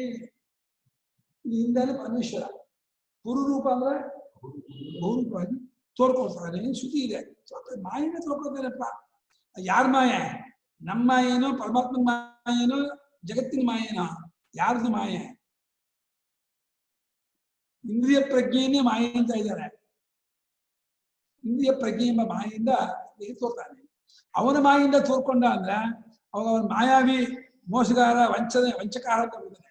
ಮಾಯಾವಿ ಹೇಗೆ ಕಣ್ಕಟ್ಟಿ ಏನೇನೋ ತೋರಿಸ್ತಾನೋ, ಪರಮಾತ್ಮನು ಮಾಯಾವಿ ಮಾಡ್ಬಿಟ್ರೆ, ಮಾಯೆಯನ್ನು ಉಂಟು ಮಾಡುವವನು ಅಂತ ಆಗ್ಬಿಟ್ರೆ ಅವನು ಮೋಸಗಾರ ಅಂತ ಆಗ್ಬಿಟ್ಟಿರ್ತಾನೆ. ಮಾಯೆ ಪರಮಾತ್ಮಂದು, ಪರಮಾತ್ಮ ಮಾತ್ರ ಮಾಯಾವಿ ಅಲ್ಲ. ಮಾಯಾ ಅಂತ ಪ್ರಕೃತಿ ವಿದ್ಯಾ, ಮಾಯಿನಂತೂ ಮಹೇಶ್ವರಂ, ಮಾಯಾವಿನಂ ಮಹೇಶ್ವರಂ ಅಂದಿಲ್ಲ. ಪರಮೇಶ್ವರನ್ ಮಾಯಾವಿ ಅಂತ ಹೇಳಿಲ್ಲ, ಮಾಯೇನ್ ಉಳ್ಳವನು, ಮಾಯೇನು ಕಂಟ್ರೋಲ್ ಮಾಡುವನು ಅಂತ ಹೇಳಿದೆ ಹೊರತು ಮಾಯಾವಿ ಮಾತ್ರ ಹೇಳಿಲ್ಲ ಶ್ರುತಿ. ಯಾಕಂದ್ರೆ ಮಾಯಾವಿ ಅಂತ ಹೇಳ್ಬಿಟ್ರೆ ಮೋಸಗಾರ ಅಂತ ಆಗ್ಬಿಡ್ತಾನೆ ಪರಮಾತ್ಮ. ಪರಮಾತ್ಮ ಮೋಸಗಾರ ಅಂತ ಹೇಳಕ್ ಇಷ್ಟ ಅಲ್ಲ ಶ್ರುತಿಗೆ. ಅದ ಮಾಯಾವಿ ಜಾಗದಲ್ಲಿದ್ದಾನೆ, ಅದ ಮಾಯಾವಿ ಮಾಡಿದ ಅವನೇ ಮಾಯೆ ಅಲ್ಲ, ಅವನತ್ತು ಮಾಯೆ. ಅವನ ಮಾಯೆ ಅವನ ಕಂಟ್ರೋಲ್ ಇದೆ ಅಷ್ಟೇ, ಅವನ್ ಮಾಯಾವಿ ಅಲ್ಲ. ನೀ ಮಾಯಾವಿನಂ ಸೂತ್ರಂ ಆಕಾಶೇ ನಿಕ್ಷಿಪ್ಯ ತೇನ ಸಾಯುಧಂ ಆರುಹ್ಯ ಚಕ್ಷುಗೋಚರತಾಂ ಅತೀತ್ಯ ಯುದ್ಧೇನ ಖಂಡಶಃ ಛಿನ್ನಂ ಪತಿತಂ ಪುನರುತ್ಥಿತಂ ಚ ಪಶ್ಯತಾಂ ತತ್ಕೃತ ಮಾಯಾ ಸತತ ಚಿಂತಾಯಾಂ ಆದರಃ ಭವತಿ. ಮಾಯಾವಿ ಒಬ್ಬ ಇದ್ದಾನೆ, ಅವನು ಬರ್ತಾನೆ, ನೂಲು ಎಸಿತಾನೆ, ಮುಂದೆ ಎಸಿ ಆಕಾಶ ನಿಂತ್ಕೊಂಡ್ಬಿಡ್ತೇವೆ ನೂಲು. ಆಶ್ಚರ್ಯ, ಆ ಮಾಯಾವಿ ನೂಲು ಎಸ್ತರೆ ಈಗ ನಿಂತು ಬಿಡುತ್ತೆ, ನಿಂತೆ. ಆಮೇಲೆ ಆ ಸೂತ್ರ ಹತ್ಕೊಂಡು ಹೋಗ್ತಾನೆ, ಹತ್ಕೊಂಡು ಹೋಗ್ತಾನೆ, ಕೈಯಲ್ಲಿ ಖಡ್ಡ ಹಾಕೊಂಡು ಹೋಗ್ತಾನೆ, ಸಾಯುಧನ ಹೋಗ್ತಾನೆ. ಅಷ್ಟೋ ದೂರ ಹೋಗೋಕೆ ಕಾಣ್ತಾನೆ, ಆಮೇಲೆ ಕಣ್ಣಿಗೆ ಕಾಣಲ್ಲ, ದಾಟೋಗ್ಬಿಡ್ತಾನೆ. ಆಮೇಲೆ ಚಕ್ಷುಗೋಚರತಾಂ ಅತೀತ್ಯ, ಕಣ್ಣಿಗೆ ತೋರೋದನ್ನು ನೀರು ಬಿಟ್ಟು ಅದು ಯುದ್ಧ ಠಣ್ ಠಣ್ ಶಬ್ದ ಆಗುತ್ತೆ, ಯುದ್ಧ ಶಬ್ದ ಆಗುತ್ತೆ. ಖಂಡಶಃ ತುಂಡಾಗಿ ತಲೆ ಬೀಳುತ್ತೆ, ಕೈ ಬೀಳುತ್ತೆ, ಕಾಲು ಬೀಳುತ್ತೆ, ಎಲ್ಲ ಬೀಳುತ್ತೆ. ಶಂಕರಾಚಾರ್ಯಕ್ಕಾದ್ರೆ ಎಂತೆಂಥ ಮಾಯಾವಿಗಳು ಇದ್ರು ಗೊತ್ತಾಗುತ್ತೆ ಇದರಿಂದ. ಹೀಗೆಲ್ಲ ಮಾಡ್ತಿದ್ರಂತೆ, ಕೈ ಕಾಲ ತುಂಡಾಗಿ ಬೀಳುತ್ತಂತೆ, ಮತ್ತೆ ಅದೆಲ್ಲ ಕೂರ್ಕೊಂಡು ಮತ್ತೆ ಹೇಳುತ್ತಂತೆ, ಮತ್ತೆ ಯುದ್ಧಕ್ಕೆ ಹೋಗ್ತಂತೆ, ಪುನರುತ್ಥಿತ ಮತ್ತೆ ಎದ್ಕೊಳುತ್ತೆ. ಇದನ್ನು ನೋಡ್ತಾ ಇರುವಂತಹ ಜನರಿಗೆ ಅವನ ಮಾಯೆ ಸತತ್ವ, ಆ ಚಿಂತೆಯಲ್ಲಿ ಆಗಲ್ಲ ಇರೋದೇ ಅವರಿಗೆ. ಆ ಮಾಯೆ ಏನು, ಮಾಯೆ ತಿರುಳೇನು ಅದನ್ನ ನೋಡ್ತಾ ಇದ್ದಾರೆ. ಯಾಕೆಂದ್ರೆ ಅವ್ರು ಮಾಯೆ ಮುಳುಗಿಬಿಟ್ಟಿದ್ದಾರೆ, ನೋಡೋದ್ರು ಮುಳುಗಿಬಿಟ್ಟಿದ್ದಾರೆ. ನೋಡೋದ್ರು ಮುಳುಗಿರೋದ್ರಿಂದ ಮಾಯಾವಿ ಯಾರು, ಎಲ್ಲಿದೆ ಮಾಯೆ, ಹೇಗೆ ತಿರುಳೇನು ನೋಡ್ತಾ ಇದ್ದಾರೆ. ಹಾಗೆ ಪ್ರಪಂಚದಲ್ಲಿ ಮುಳುಗಿರುವ ನಮಗೆ ಈ ಮಾಯಾ ಸ್ವರೂಪ ಗೊತ್ತಾಗಲ್ಲ, ಮಾಯಾವಿಯೂ ಗೊತ್ತಾಗಲ್ಲ. ಅಲ್ಲೇ ಮಾಯಾ ಕಂಟ್ರೋಲರ್, ಮಾಯಾವಿ ಅಲ್ಲ, ಮಾಯೆಯನ್ನು ಹತೋಟಿಕೊಂಡು ಪರಮಾತ್ಮನೂ ಗೊತ್ತಾಗಲ್ಲ. ಪ್ರಪಂಚ ಬಿಟ್ಟು ಬರಬೇಕೆ ಹೊರತು ಪ್ರಪಂಚದಲ್ಲೇ ಮುಳುಗಿದ್ರೆ ಪರಮಾತ್ಮ ಗೊತ್ತಾಗಲ್ಲ. ತಥೈವ ಅಯಂ ಮಾಯಾವಿನಃ ತಥೈವ ಅಯಂ ಮಾಯಾವಿನಃ ಸೂತ್ರಪ್ರಸಾರಣಸಮಃ ಸೂತ್ರ ಪ್ರಸಾರಣ ಸಮಃ ಸುಷುಪ್ತ ಸ್ವಪ್ನಾದಿ ವಿಕಾಸ. ಸುಷುಪ್ತ ಸ್ವಪ್ನಾದಿ ವಿಕಾಸ. ಮಾಯಾವಿಯ ಸೂತ್ರ ಪ್ರಸಾರಕ್ಕೆ ಸಮಾನ ಯಾವುದೋ ಸುಷುಪ್ತಾತ್ಮ, ವಿಶ್ವಾತ್ಮ, ತೇಜಸಾತ್ಮ ಅವ್ರ ದಾರ. ಮಾಯಾವಿಯ ದಾರ ಇದ್ದಾಗೆ ವಿಶ್ವತೇಜ ಪ್ರಾಜ್ಞರು ದಾರ. ದಾರ ಪರಮಾತ್ಮನ ದಾರ. ಪರಮಾತ್ಮ ದಾರ ಎಸಿದಾನೆ. ವಿಶ್ವತೇಜ ಪ್ರಾಜ್ಞ ಮೂರು ದಾರ. ಮೂರು ಹತ್ಕೊಳ್ತಾರೆ. ತದಾರೂಢ ಮಾಯಾವಿ ಸಮಶ್ಚ ತಸ್ಯ ಪ್ರಾಜ್ಞೇಯಾದಿಗೋ. ಅವಸ್ಥಾತ್ರಯ ಮೂರು ದಾರ. ಎಚ್ಚರ ಕಲಸು ನಿದ್ರೆ ಮೂರು ದಾರ. ಅದ್ರಲ್ಲಿ ಹತ್ಕೊಂಡವರು ಯಾರೋ ವಿಶ್ವದೇಶ ಪ್ರಾಜ್ಞಾನ ಹತ್ಕೊಂಡವರು ದೃಷ್ಟಾಂತ ಹೊಂದಿಸ್ತಾ ಇದ್ದಾರೆ. ಅಲ್ಲಿ ಒಂದು ದಾರ ಹತ್ಕೊಂಡ ಮಾಯಾವಿ ಇದ್ದ ಹಾಗೆ ಎಚ್ಚರ ಕಲಸು ನಿದ್ರೆ ಮೂರು ಅವಸ್ಥೆಯೇ ಮೂರು ದಾರ. ವಿಶ್ವದೇಶ ಪ್ರಾಜ್ಞಾನವರು ಅಲ್ಲಿ ಹತ್ಕೊಂಡಂತ ಮಾಯಾವಿಗಳು. ಮಾಯಾವಿ ಸಮಃ ಸೂತ್ರ ತದಾರೂಢಾಭ್ಯಾಂ ಅನ್ಯಃ ಪರಮಾರ್ಥ ಮಾಯಾವಿ ಸೇವ ಭೂಮಿಷ್ಠಃ ಮಾಯಾಚ್ಛನ್ನಃ ದೃಶ್ಯಮಾನಃ ಏವ ಸ್ಥಿತಃ ಯಥಾ ತುರೀಯಾಖ್ಯಂ ಪರಮಾರ್ಥತತ್ವಂ. ದಾರನ್ನು ಹಚ್ಕೊಂಡವರು. ದಾರ ಯಾವುದೋ ಎಚ್ಚರ ಕಲಸು ನಿದ್ರೆ. ಅದನ್ನ ಹಚ್ಕೊಂಡವರು ಯಾರೋ ವಿಶ್ವತೇಜ ಪ್ರಾಜ್ಞ. ಹೇಗೆ ಲೋಕದಲ್ಲಿ ಒಬ್ಬ ಮಾಯಾವಿ ದಾರ ಹಿಸ್ತಾನೆ, ಅದ ಮೇಲೆ ಒಬ್ಬ ಹತ್ಕೊಂಡು ಹೋಗ್ತಾನೆ. ಅದೇ ರೀತಿ ಎಚ್ಚರ ಕಲಸು ನಿದ್ರೆ ಮೂರು ದಾರ, ಅದ ಮೇಲೆ ಹತ್ಕೊಂಡ ವಿಶ್ವತೇಜ ಪ್ರಾಜ್ಞ ಅನ್ನುವಂತ ಮೂರು ಮಾಯಾವಿ. ಇದಕ್ಕಿಂತ ಬೇರೆ ಇನ್ನೊಬ್ಬ ಇದ್ದಾನೆ.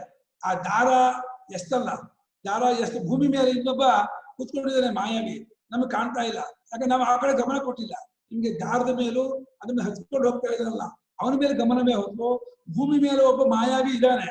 ಅವನು ನೋಡ್ತಾನೆ ಇಲ್ಲ. ನಾವು ಅವನು ನೋಡಿದ್ರೆ ನಮ್ಗೆ ಏನು ಕಾಣೋದೇ ಇಲ್ಲ, ಬರೀ ಅವನು ಮಾತ್ರ ಕಾಣ್ತಾನೆ. ನಿಮಗೆ ಮಾಯೆ ಕಾಣಬೇಕು, ಅವನು ಏನ್ ಮಾಡ್ತಾ ಇದ್ದಾನೆ ನೋಡ್ಬೇಕು. ಅದಕ್ಕೋಸ್ಕರ ಆ ದಾರದ ಮೇಲೆ ಹಚ್ಕೊಂಡು ಹೋಗ್ತಾ ಇರೋರನ್ನು ಅವರನ್ನು ನೋಡ್ತೀವಿ. ಹಾಗೆಯೇ ಅವಸ್ಥೆಗಳನ್ನು, ಅವಸ್ಥೆಯಲ್ಲಿ ಅಭಿಮಾನ ಪಡ್ಕೊಂಡು ವಿಶೇಷ ಭಾಗ್ಯವನ್ನು ಅದನ್ನು ಇದಿಟ್ಕೊಂಡು ಅದರ ಮುಳುಗಿಬಿಟ್ಟು ತಾದಾತ್ಮ್ಯತೆಯನ್ನು ಹೊಂದಿ ಇನ್ನೊಬ್ಬ ಮಾಯಾಚ್ಛನ್ನ ಇದ್ದಾನೆ. ಪರಮಾತ್ಮ ಮಾಯೆಯನ್ನು ಮುಚ್ಚೋಗಿದ್ದಾನೆ. ಇದನ್ನ ಹೇಗೆ ಭೂಮಿಯಲ್ಲಿದ್ದವನು ಈ ತೋರಿಕೆ ಮುಚ್ಚೋಗಿದ್ದಾನೆ. ಹಾಗೆ ಅವು ತುರಿಯಾಖ್ಯಂ ಪರಮಾರ್ಥತ್ವ. ಅದು ತುರಿಯ ಎಂಬ ಪರಮಾರ್ಥತ್ವವು ಅವನೇ ಮಾಯಾಚ್ಛನ್ನ ಆದವನು. ಅವನು ಹೇಗೆ ಮಾಯಾಚ್ಛನ್ನಾಗಿ ಕಾಣುವ ಮಾಯಾವಿ. ಈ ವಿಷಯದ ಪ್ರಾಜ್ಞರು ಎಚ್ಚರ ಕಲಸು ನಿದ್ರೆ ಎನ್ನುವಂಥ ಮಾಯೆಯಲ್ಲಿ ಮುಳುಗಿದವರಿಗೆ ತುರಿಯ ಎಂಬ ಪರಮಾರ್ಥ ತತ್ವ ಗೊತ್ತಾಗುವುದೇ ಇಲ್ಲ. ಇವಾಗ ಏನ್ ಮಾಡ್ಬೇಕು? ಮಾಯಾವಿ ಕಾಲಕ್ಕೆ ಏನ್ ಮಾಡ್ಬೇಕು? ದಾರ ಹತ್ತನ್ನು ನೋಡ್ಬಾರ್ದು, ಅವನು ನೋಡ್ಬೇಕು, ಎಲ್ಲಿದ್ದಾರೆ ನೋಡ್ಬೇಕು. ಹಾಗೆ ಪ್ರಪಂಚದ ಅಭಿಮಾನ ಪಟ್ಕೊಂಡವನನ್ನು ಬಿಟ್ಟು ತಿಳ್ಕೋಬೇಕು. ಅವಾಗ ಸಿಗ್ತಾನೆ ನೋಡಿ. ನಮ್ಮಪ್ಪ ಸಿಕ್ಕಾಕೊಂಡ್ರೆ ಕಣ್ಣ ಮುಚ್ಚಾಲೆ ಆಡ್ತಾ ಇದ್ದಾನೆ, ಸಿಕ್ಕಾಕೊಂಡ. ಇವಾಗ ಎಲ್ಲಿ ಓಡೋಡ್ತೀವೋ ಪ್ರಪಂಚದಲ್ಲಿ ನಮ್ಮನ್ನು ಮುಳುಗಿಸ್ಬಿಟ್ಟು ನೀನು ತಪ್ಪಿಸ್ಕೊ ಹೋಗ್ತೀಯಾ, ಬಾ ನಿನ್ನನ್ನೇ ನೋಡ್ತೀವಿ, ನೋಡೋದೇ ಇಲ್ಲ. ಪ್ರಪಂಚಗಳ ಗಮನವೇ ಇಲ್ಲ. ಆ ವಿಷಯದ ಪ್ರಾಜ್ಞರು ಆಗೋಲ್ಲ ಅಂದ್ಬಿಟ್ರೆ ತುರಿಯ ಸಿಕ್ಕಲೇಬೇಕು, ಬೇರೆ ಆಪ್ಷನ್ ಇಲ್ಲ. ನಿರ್ಧಾರ ತಗೊಂಡಿದ ತಕ್ಷಣ ಸನ್ಯಾಸಿ ಆಗ್ತಾನೆ. ಸನ್ಯಾಸಿಗಳೇ ಎಲ್ಲರೂ ಸುಮ್ಮನೆ ಕಚ್ಚಪಚ್ಚಿ ಹುಟ್ಟಿದ್ದಾರೆ, ಸೀರೆ ಹುಟ್ಟಿದ್ದಾರೆ ಹೊರತು ಯಾವ ಸನ್ಯಾಸಿಗಳು ಯಾರಿಲ್ಲ ಪ್ರಪಂಚದಲ್ಲಿ. ಎಲ್ಲರೂ ಸನ್ಯಾಸಿಗಳೇ. ಅವಿವೇಕದಿಂದ ಗೃಹಸ್ಥರು ಅಂದ್ಕೊಂಡ್ಬಿಟ್ಟಿದ್ದಾರೆ. ಅಭಿಮಾನ ಇರೋದು ಅಂತಃಕರಣದಲ್ಲಿ, ಬಟ್ಟೆಲಲ್ಲ. ಅದನ್ನ ಎಲ್ಲರೂ ಸನ್ಯಾಸಿಗಳೇ, ಎಲ್ಲರೂ ಅಸಂಗರಾದ ಪರಮಾತ್ಮನೇ. ಅವಿವೇಕದಿಂದ ನಾನು ಗೃಹಸ್ಥ, ನಾನು ಇಂಥವ್ರ ಹೆಂಡತಿ, ನಾನು ಇಂಥವ್ರ ಗಂಡ, ನಾನು ಇಂಥ ಮನೆ, ಅವಿವೇಕದಿಂದ ಮಾಡ್ಕೊಂಡ್ರೆ ಹೊರತು ವಸ್ತುತ ಎಲ್ಲರೂ ಸನ್ಯಾಸಿಗಳೇ. ಅಸನ್ಯಾಸಿಗಳು ಯಾರು ಇಲ್ಲ ಇಲ್ಲಿ. ಪ್ರಪಂಚವಲ್ಲ ಸನ್ಯಾಸಮಯ, ಕಾವಿ ಬಟ್ಟೆ.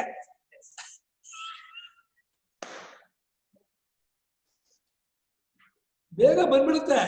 ಮಾಂಡವಿಕ್ಯ ಮುಗಿಯೋ ಹೊತ್ತಿಗೆ ಅರ್ಧ ಜನ ಕಾವಿ ಬಟ್ಟೆ ಬಂದ್ಬಿಡುತ್ತೆ. ಇಲ್ಲಿ ಕೇಳ್ತಾ ಇರೋದು ಆಯ್ತು, ಬೇಕಿಲ್ಲ. ಇನ್ನು 40 ಜನ ಇದ್ರೆ 20 ಜನ ಆಗ್ಬಿಡ್ತಾರೆ ಆಮೇಲೆ ನಾಳೆ. ಇಲ್ಲಮ್ಮ, 80 ಆಗತ್ತೆ ನೋಡಿಬೇಕಾದ್ರೆ. ಭಯ ಇಲ್ಲ. ಅಭಯ ಭಯ ದರ್ಶನ. ಎಲ್ಲಿ ಅಲ್ಲ, ಸನ್ಯಾಸ ಬಟ್ಟೆ ಒಗಿಬೇಕಾಗಿಲ್ಲ, ಅಡಿಗೆ ಮಾಡ್ಕೋಬೇಕಾಗಿಲ್ಲ, ಸಾಮಾನು ತರಬೇಕಾಗಿಲ್ಲ, ಏನ್ ಜಂಜಾಟ ಇಲ್ಲ, ಎಲ್ಲ ಟೈಮ್ ಟು ಟೈಮ್ ಆಗತ್ತೆ. ಯಾಕೆ ಬೇಡ ಈ ಸನ್ಯಾಸ? ಎಲ್ಲ ನೋಡ್ಕೋತಾರೆ. ಎಲ್ಲ ಶಿಷ್ಯರೆಲ್ಲ ಬಂದ್ಬಿಟ್ಟು ಎಲ್ಲ ಕೆಲಸನ ಮಾಡ್ಕೊಡ್ತಾರೆ, ಊಟ ತಿಂಡಿ ಅಚ್ಚುಕಟ್ಟಾಗತ್ತೆ, ಟೈಮ್ ಟು ಟೈಮ್ ಆಗತ್ತೆ. ಇದು ಯಾರಿಗ್ ಬೇಡ? ಸತ್ತಂಗೆ ಮಲ್ಕೊಂಡ್ರೆ 4 ಜನ ಹೊರೋರಿದ್ರೆ ಸತ್ತಂಗೆ ಮಲ್ಕೊಳ್ತಾರೆ. ಯಾಕೆ ಮಲ್ಕೊಳ್ಳಲ್ಲ? ಸಾಯೋಲ್ಲ. ಹೊರೋರ್ 4 ಜನ ಇದ್ರೆ ಸತ್ತಂಗೆ ಮಲ್ಕೊಳಕ್ ಎಲ್ರಿಗೂ ಇಷ್ಟ. ನಾರಾಯಣ ಅವ್ರನ್ನ ನೀವೇ ನೋಡಿದೀರಾ? ಅಶ್ವಥ್ ನಾರಾಯಣ ಅವ್ರನ್ನ ನೀವೇ ನೋಡಿದೀರಾ? ಅವ್ರು ಬೇರೆ ಏನೋ ಆಸೆ ಇಟ್ಕೊಂಡಿದ್ದಾರೆ. ಆ ಬೇರೆ ಆಸೆ ಇರ್ಬಾರ್ದು. ಈ ಪರಮಾತ್ಮನ ಆಸೆ ಇದ್ಬಿಟ್ರೆ ಜನ ಎಲ್ಲ ನೋಡ್ಕೊತಾರೆ. ಓ ಪರಮಾತ್ಮನ ಕಡೆಯವರು ಇದ್ರಪ್ಪ ಅಂತ ಹೇಳ್ಬಿಟ್ಟು ಎಲ್ಲರೂ ಅವರಿಗೆ ನಮ್ಮ ಹಿಂಗ್ ಕೇಳಿ ಅಪ್ಪಯ್ಯನೋ ಪೂರಿಕ, ನಮ್ಮ ಪೂರಿಕಂಗೆ ನನ್ನನ್ನು ನೋಡ್ಬಿಟ್ಟು ಓ ನಾನು ಗುರು ಹಂಗೆ ಆಗ್ಬಿಡ್ತೀನಿ, ನನಗೂ ಬಟ್ಟೆ ಕೊಡ್ತಾರೆ, ನನಗೂ ಊಟ ತಿಂಡಿ ಎಲ್ಲ ತಂದು ಕೊಡ್ತಾರೆ. ಪೂರ್ವಿಕ ಅನ್ನಂತೆ ಹುಡುಗ ನಮ್ಮ ಆಶ್ರಮದಲ್ಲಿ. ಇನ್ನು ಎಳೆ ನಿಂಬೆ, ಇನ್ನು ಮೀಸೆನೆ ಬಂದಿಲ್ಲ, 18-20 ಆಗ್ಬೇಕು. ಅವನಿಗೆ ಭೂಮಿಯೂ ಕಾಣಲ್ಲ, ಆಕಾಶವೂ ಕಾಣಲ್ಲ ಅವನಿಗೆ. ಸೌಮ್ಯವಾಗಿದ್ದಾನೆ ಗುರುಗಳೇ, ಇದಾನೆ. ಆಮೇಲೆ ಆಕ್ಟಿವ್ ಆಗುತ್ತೆ, ಎಲ್ಲ ನವದ್ವಾರವೂ ಆಕ್ಟಿವ್ ಆಗುತ್ತೆ. ಆಕ್ಟಿವೇಟ್.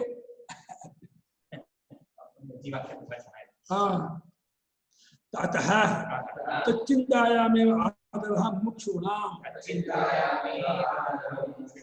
आर्याणां न निष्प्रयोजनायां सृष्टौ आदरः इत्यतः सृष्टिचिन्तकानामेव एते विकल्पाः इत्याह. ಆದ್ದರಿಂದ ಆ ಪರಮಾರ್ಥವೆಂಬ ತುರಿಯ ಸ್ವರೂಪದಲ್ಲಿಯೇ ಮುಮುಕ್ಷುಗಳಿಗೆ ಆಧಾರ ಪ್ರೀತಿ, ಅದಲ್ಲೇ ಅದೇ ಬೇಕು ಅನ್ನುವಂತಹ ನಿಷ್ಠೆ, ಆಗ್ರಹ. ಅವರು ಆರ್ಯರು. ಯಾರು ತುರಿಯವನ್ನು ತಿಳ್ಕೋಬೇಕು ಅಂತ ಅಪೇಕ್ಷೆ ಪಡ್ತಾರೆ ಅವರೇ ಮುಮುಕ್ಷುಗಳು, ಅವರೇ ಆರ್ಯರು, ಅವರೇ ನಿಜವಾದ ಭಕ್ತರು, ಭಗವದ್ಭಕ್ತರು. ಅವರಿಗೆ ಆ ಪರಮಾರ್ಥ ತತ್ವದಲ್ಲಿ ಆಧಾರ ಇದೆಯೇ ಹೊರತು ನಿಷ್ಪ್ರಯೋಜನವಾದ ಸೃಷ್ಟಿಯಲ್ಲಿ ಅವರಿಗೆ ಆಧಾರ ಇಲ್ಲ. ಏನ್ ಸೃಷ್ಟಿ ಆಗಿ ಏನ್ ಪ್ರಯೋಜನ ಅಂತ ಹೇಳ್ತೀರ? ಈ ಸೃಷ್ಟಿ ಚಿಂತಕರು ಯಾರಿದ್ದಾರೆ ಅವರಿಗೆ ವಿಭೂತಿಗಾಗಿ, ಭೋಗಾರ್ಥಕ್ಕಾಗಿ, ಕ್ರೀಡಾರ್ಥಕ್ಕಾಗಿ ಈ ರೀತಿ ಭೋಗಾರ್ಥ ಸೃಷ್ಟಿ ರೀತಿಯನ್ನೇ ಕ್ರೀಡಾರ್ಥ ವಿಸ್ಥಾಪನೆ ಬೇರೆ ಹೇಳ್ತಾರೆ. ಆದ್ರೆ ಬೇರೆ ಸೃಷ್ಟಿ ಚಿಂತಕರಿಗೆ ಈ ಇದರಲ್ಲಿ ಆಧಾರವೇ ಹೊತ್ತು, ಸೃಷ್ಟಿಯಲ್ಲಿ ಆಧಾರವೇ ಹೊತ್ತು ಪರಮಾರ್ಥ ತತ್ವ ಕಂಡ್ಕೋಬೇಕು ಅನ್ನೋ ಮುಮುಕ್ಷುಗಳಿಗೆ ಸೃಷ್ಟಿಯಲ್ಲಿ ಆಧಾರ ಇಲ್ಲ, ನಿಷ್ಪ್ರಯೋಜನ. ಸ್ವಪ್ನ ಮಾಯಾ ಸ್ವರೂಪ ಇತಿ, ಸ್ವಪ್ನ ಸ್ವರೂಪ ಮಾಯಾ ಸ್ವರೂಪ ಇತಿ. ಇದು ಕೆಲವರು ಸ್ವಪ್ನಕ್ಕೆ ಸಮಾನ, ಮಾಯೆಗೆ ಸಮಾನ ಅಂತೇಳಿ ಕೆಲವರು ಹೇಳ್ತಾರೆ. ಬೌದ್ಧರು ಕನಸಿದಂತೆ ಸೃಷ್ಟಿ, ಮಾಯೆಯಂತೆ ಸೃಷ್ಟಿ, ನಿಜವಾಗಿಲ್ಲ ಸೃಷ್ಟಿ ಅಂತಾರೆ. ಅದೇ ಪರಮಾರ್ಥವನ್ನು ಹೇಳಲ್ಲ. ಸಾಕು, 11:10 ಆಗ್ಬಿಡ್ತು. Thank